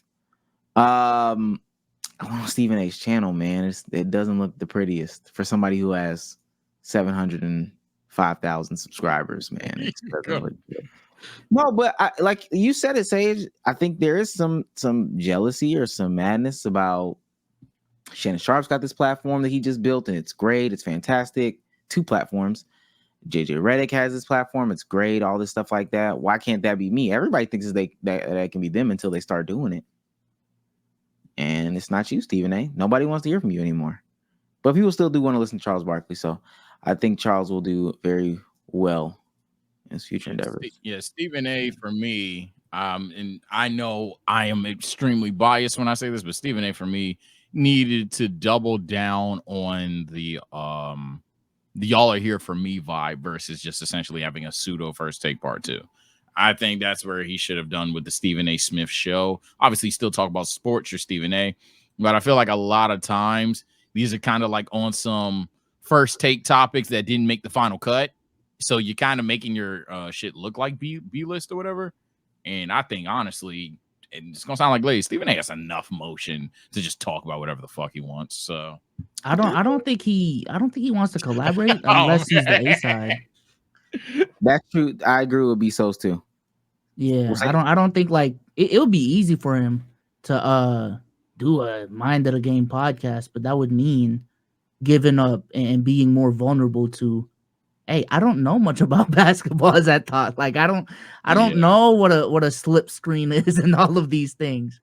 But I think he knows where his knowledge is at, and if he really gets into a setting like that, he knows that could. Yeah, I think he to be fair to him as well, and I'm not trying to look like the Stephen A. Caper, I just popped off on him, right? But I think his whole thing, I remember when I used to heavily watch First Take, his whole thing was stating that he's not the most educated, but he learns from players. So I don't think he'd die as long as he kept that going on. But inevitably, if he's not trying to have those conversations, and if he's just turned into the guy that wants to have essentially a whole show dedicated to Hot Take of the Week, hypothetically, then yeah, that's tough. Yeah, I find it interesting that outside of football season, they really don't get into it. Shannon and Ocho don't talk about football. Nightcap, they don't talk about football at all. Or not Nightcap, but Club Shay Shay, they don't talk about football at all. And I just don't know what Stephen A. has there. You know, Hey, it is what it is. It is what it is when it comes to him. Last thing, we got to talk about some free agency stuff. But the finals are on. Only talk about the finals. Two teams 0-4, bro. Nah, just rebound and play defense. Tony Allen. I was asked to talk about some final stuff. We're gonna talk about, some offseason stuff. Got to talk about some offseason stuff. I'll save some of the draft stuff because Damo isn't here. Let me tell y'all, I'm not a Hawks fan. Man, I'm ready to jump on the ship so I can jump back off the ship just because of some of the stuff that they said in the recent. It's absolutely atrociously disgusting. I promise you it is. I'm gonna give you some players. You're going to tell me, are they most likely to change teams or stay on the same team this offseason? You're ready? Mm-hmm. Tyrese Maxey. Stay. For sure. I think he has a possibility to hop into a different conversation this offseason. Or not this offseason, but get this the bag. upcoming year. Get the bag, Maxey. Get the bag. All right. Paul George. You should leave. I'm gonna go leave. Leave. I think if you listen to the podcast P Pod, he misses Indiana, man. I can't lie. He reminisces about Indiana a lot, bro. Unironically, it's actually one of the 3 best fits for him right now. So go ahead, nigga. He's actually, it's funny because he is from California. He's a simple man. Not on some like hating shit, but no, for real. From everything that I know about Paul George, fishing, chilling, playing the game. That does not spell, you want to be the face of the Clippers? No.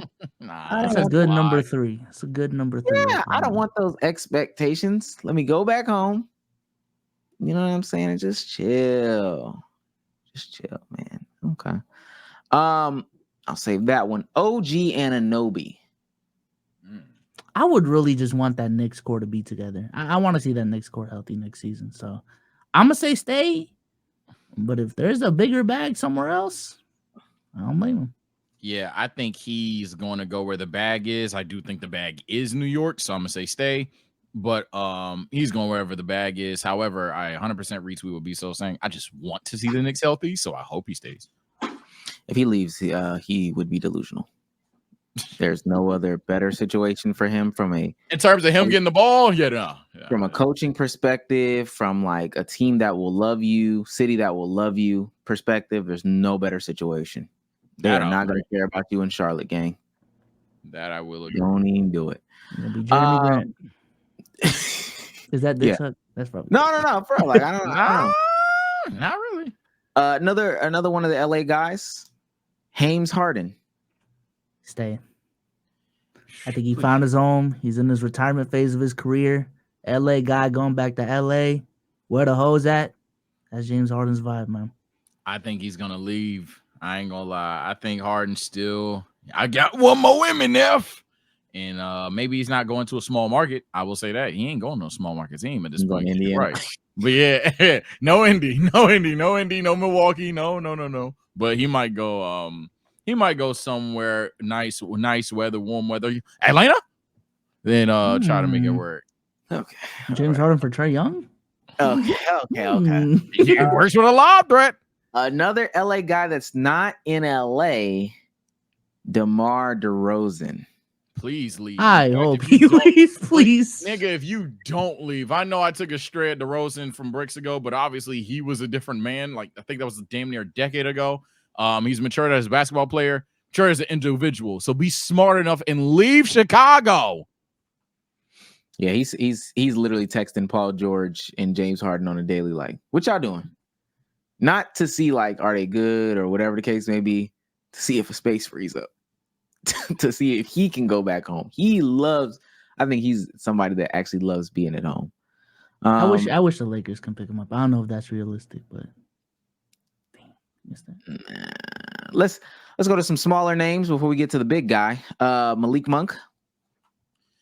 I think that's Bag. another best fit. I think that's Yeah. another best fit type situation. Stay there. Nick. For him. I think he wants a bag though. I think you'd rather take a bag and have a higher opportunity somewhere else. I think he has opportunities elsewhere. I think, for example, NBA standards. Is Malik Monk the D'Angelo Russell of Derek White's? Can he be the new Derek White?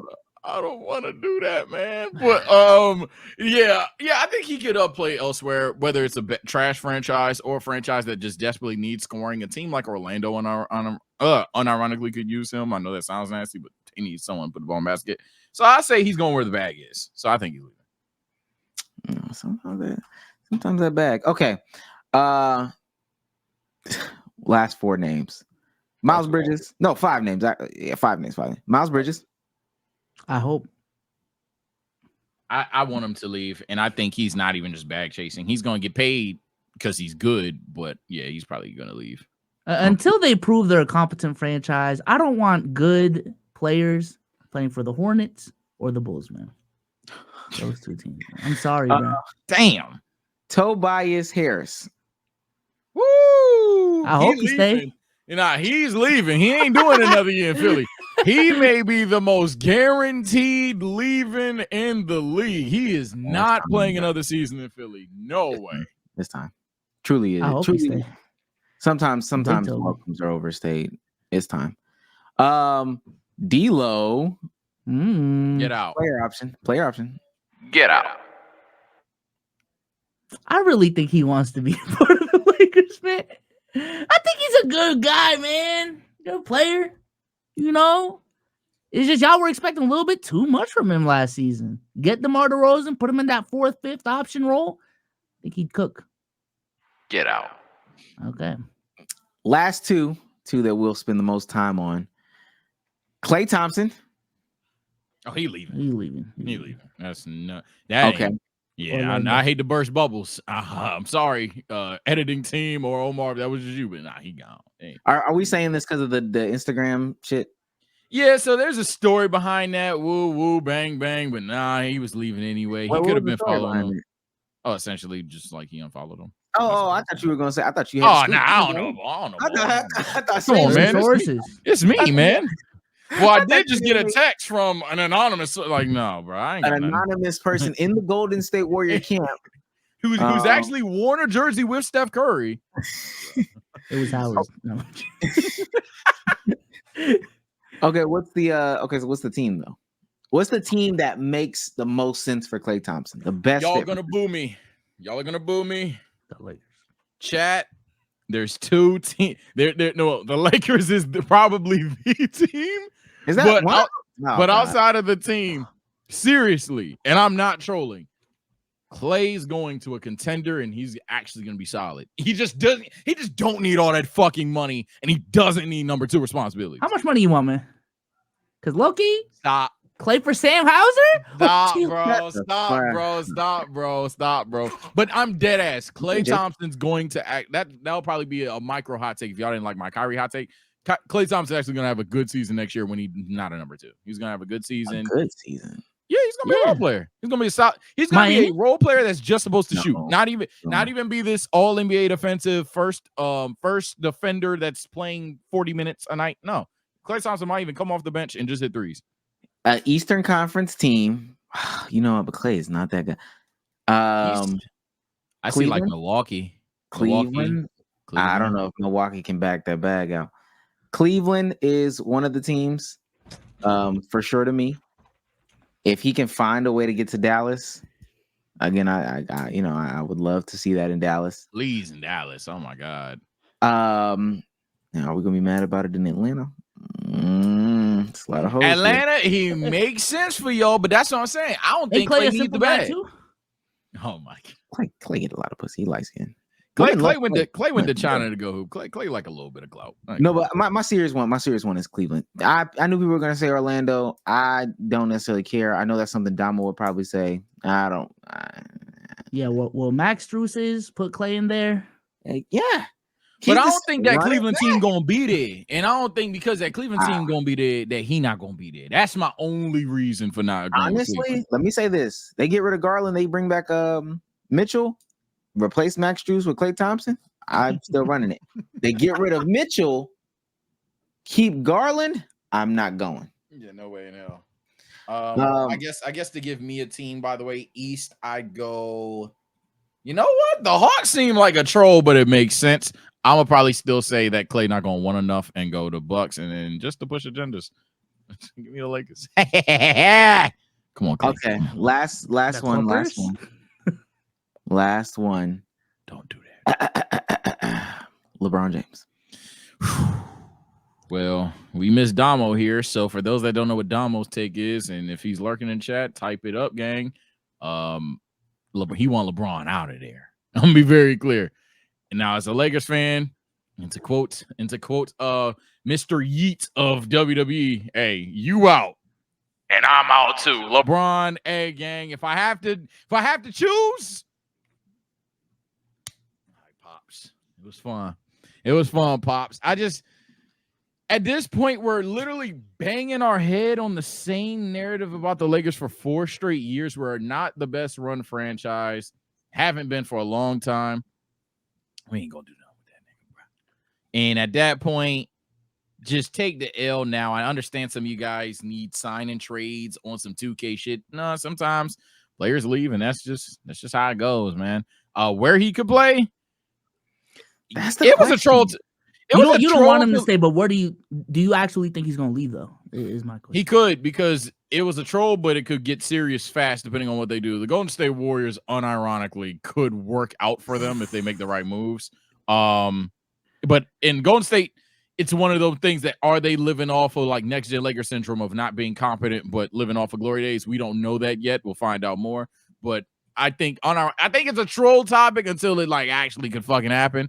There have been talks about LeBron to Philly for a long time. I just don't think that's going to work, and I don't think he's interested. Phoenix. I think Bron wants one more his generation run. If that, it's not even his generation because he just lasted throughout the 2010s, even though like it's supposed to be Steph and KD's generation. But I think he wants to team up with those 2016, 2010 guys if he could help it, man. Whether that's in Golden State with Steph Curry, or hell, I don't think he's gonna go to the Clippers, but Phoenix with KD. I think he wants to do it, man. I just don't. I think the question is, because LeBron still is a lot, he is still so much, and I guess you could fill out the rest of the team on the margins. Who is willing to take on the responsibility of a LeBron James? I think the Lakers are still ultimately gonna throw him a bag. And because I think the Lakers just still care too much about being the Lakers and letting go of LeBron. The Lakers. My bad. Outside of the Lakers, who wants to? Because I feel like LeBron James is like a big diamond. This might be a bad analogy. Like he's a big diamond. Like, oh my gosh, this thing is crazy valuable. All right, you dream about having them.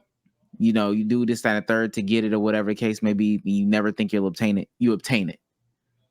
All right, now we have this thick book of instructions as to how to maintain this diamond. You can't take it out nowhere because it's going to embarrass you. It's going to get on the podcast, start talking about you, right? You can't hire the wrong maintenance person because you'll just go through 8 or 9 or 10 of them. You'll have to sacrifice some of your roster. What the hell do you do with LeBron James? Yeah, that's the question, because I think LeBron is still like a top 10 player in the league. But it's also pretty blatant at this point that at max, LeBron has 3 more years in the league. So you're going to have this extremely valuable asset that you probably want to win for the next couple of years with. Do you just want to, punt on your future for the next 2 years for LeBron, and then after that, I don't know what the fuck you're doing? Or just don't go for LeBron and, build the more traditional way. So. Yeah. By the way, Phoenix, I'm not interested in Phoenix. But in terms of like, I guess the question is, and maybe you kind of just asked it. Sorry, an important text just came to me. Who should try for LeBron? Like fuck where he might go. Just who ideally should want LeBron James right now? I ain't gonna lie. We talking about Paul George going back to Indy. Shit, that nigga Jimmy Butler might not be good enough, but you know who might be? I'm just saying, man. So there's a couple of teams that are like already in the situation where they can't backpedal. And if you're one of those teams where you can't backpedal, go ahead, all in on the 40-year-old. Fuck it, in my opinion. And maybe Miami's not the best example, but that's the niche that I think LeBron James fits. Teams that are way too deep in, like he would never do the Clippers, but hypothetically, like Paul George leaves LeBron James type shit. Now, I don't think that's a fit, but you know, that's basically the scenario I'm talking about. Teams that are way too far in, but hey, man, we gotta make some shit shake. The reason why I think Phoenix fits that mold, but it doesn't work, is because you'd have to you'd just do the same shit, but with a slightly better player, depending on who you lost, and I don't think that's gonna work. 2K, no salary cap. Let's put Bron at the 4, Giannis at the 5, Middleton at 3, Dame at the 1. You fill out the 2. Well, yeah, if they don't win, that's just disappointing even by brand name. I ain't gonna lie. I'd be like, damn, Bron, you kind of suck. Like, what the fuck? No, Bron, Dame, Giannis, I understand all 3 can be regressed. There ain't no way y'all can't tap in for 4 games against any team and get it done. Fuck that. I'd be like, y'all some shit. Yeah, I just don't know. I don't know what team I would want to just upend in order to say like I got LeBron James for the next. The Spurs should, because Wemby and LeBron are. LeBron could like really coach Wemby. Yo, that's one thing I'm tired of with the LeBron discussions, is just trying to stick him into the next gen dudes like LeBron and OKC. LeBron and SGA would go crazy, bro. LeBron in Dallas with Luka and Kyrie. There's no reason reason for LeBron and OKC or the Spurs or Houston or the Grizzlies. Either stay in LA or stay with the old dudes, man. God. Hold on now. This was about one though. Realistically, Minnesota?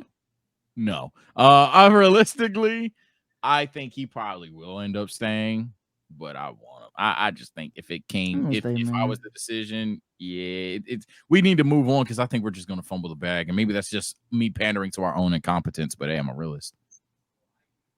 It is what it is. Last thing before we get on up out of here, so we can enjoy this game like the rest of you Americans. Fun little segment. Which young player do you think will never figure it out, regardless of how many chances you get? That was hey. He a hater because he said it in a crazy way. But I'm not gonna lie.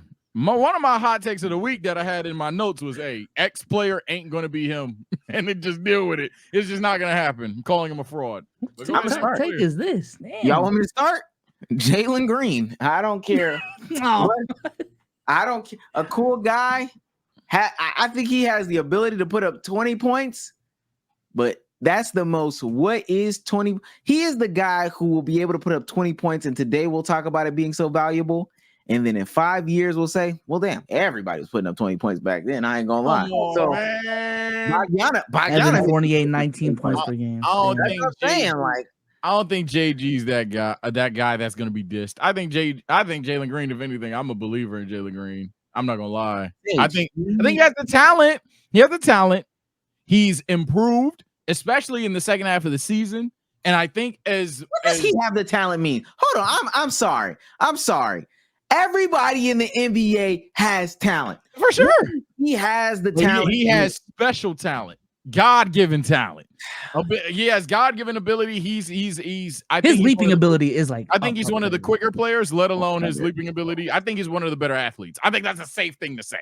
He's definitely one of the better athletes. Dave Jones Jr. One of the better athletes. I think he got out-athleted on his team with the next by another generational athlete. Damn. I mean, Cam Whitmore pretty fucking athletic. I don't know. I'm not talking about or a sword, whichever twin is on there. I'm stage. Come on, you're not bringing up Cam Whitmore, bro.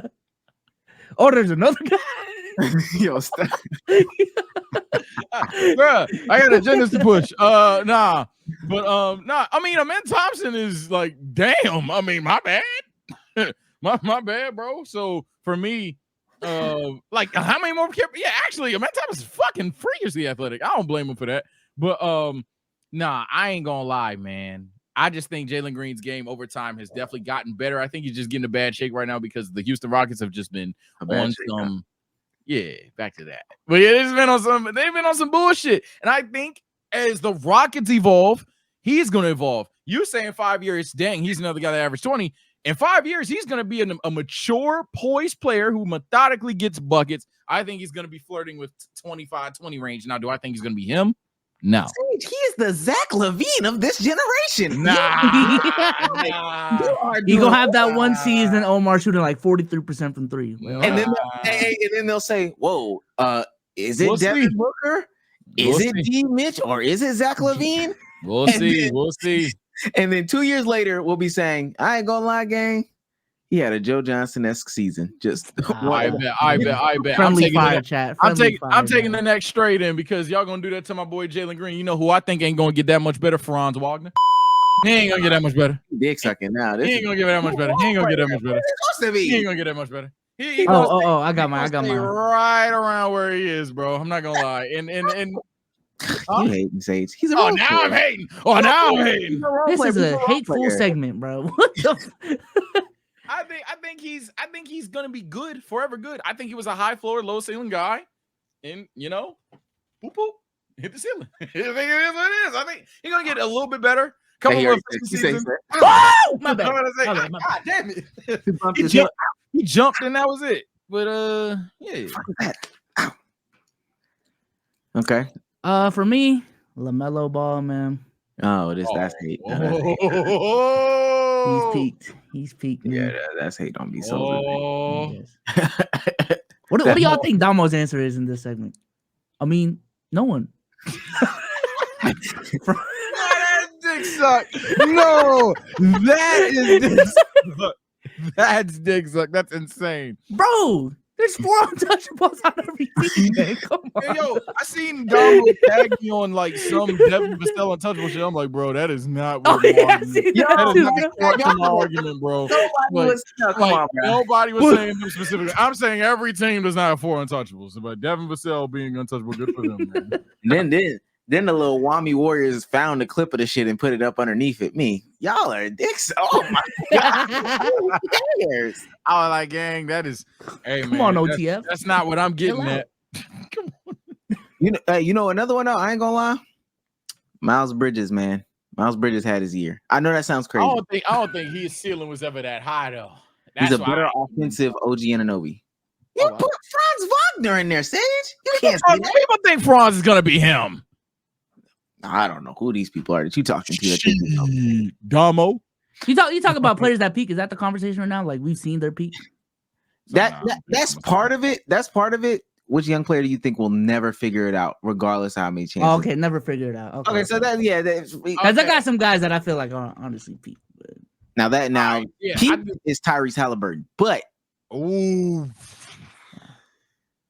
be so? Y'all got not like my pick.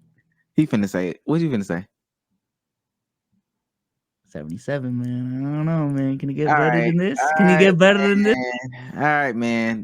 This has been a great episode. Oh, this man! It's been a good episode.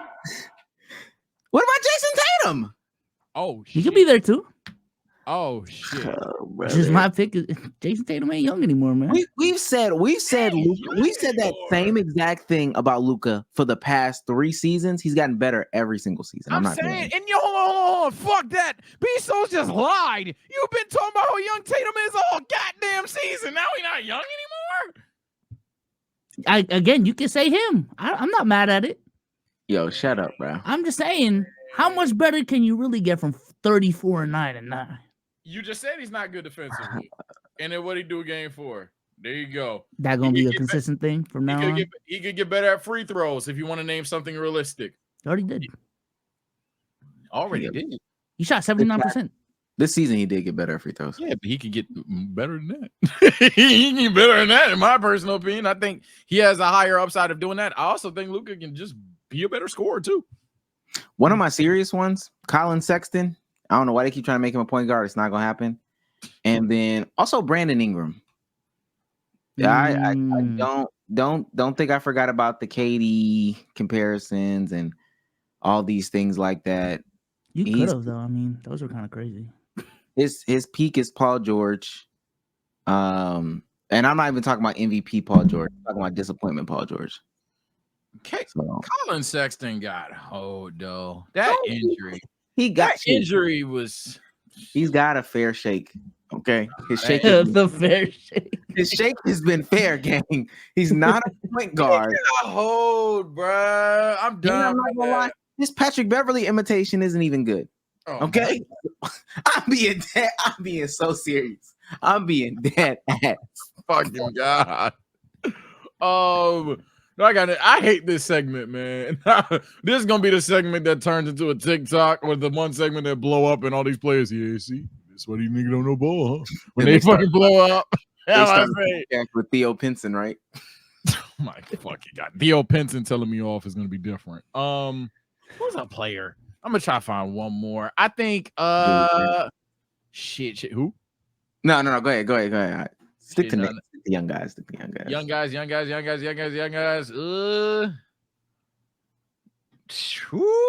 No one said Evan Mobley yet from up here. Everyone's saying it. I ain't saying Evan Mobley. I think he'll finally learn how to score eventually. I don't know when, but eventually. I ain't gonna lie. I don't know how much better Jamal Murray gonna get. Oh, still young? You know what? 27. I think you know what I think is gonna happen in the next couple of years. I think. Well, really, the answer is Jordan Poole here. But I think Austin Reeves is gonna get hyped up in the next year, 2 years. He's gonna get Don't think he's already had. Well, it's gonna get crazier. He's gonna get his balls so big that he's gonna leave the Lakers thinking that he's somebody. Somebody's gonna overpay him on the East Coast, Charlotte or Miami or somebody like that, thinking he's the answer. And then they're gonna find out real fast that he was never better than Tyler Hero. Damn. That's hate. This is hate, man. Damn. Yeah, I don't this like is all hate. Cut this one out. I don't like this. Is all hate, bro. I don't like this one, man. Okay. I don't like that, man. That's why we don't get the sponsorships that we deserve, man. This is crazy. All these players, I think, in opportunities will be great one day. They're all going to be top 20. They all deserve their flowers. I do hate the complete opposite end of this conversation if you're not telling about the side tire. But this is a hate segment. Christian Wood will get it together. Christian Wood's gonna put it all together. Yeah, I'm about to say, I do hate, to be fair, I do hate the opposite end of this conversation to where no player will fail. Every player will peak. Every player will be top 5. Every player is a number 1 on the championship team. I do hate that shit. Y'all should get De'Aaron Fox. No, that's Dick. That ain't hate. You said that unprovoked. We were done. And you thought that were hate. That's how we fucking feel. That was Dick Suck. Anyways, De'Aaron Fox. That was crazy. Niggas didn't say RJ Barrett though. I ain't gonna lie. Okay, that's actually I give you RJ. I don't think RJ's getting that. I think he's in this Marcus Smart era. Yeah. You the coach you got for Toronto, man. See, he'll be that great role player that Toronto loves, bro. Colin There's nothing wrong with that. Failed Pat Bev. RJ Barrett finna be Marcus Smart. Yo, y'all niggas some haters.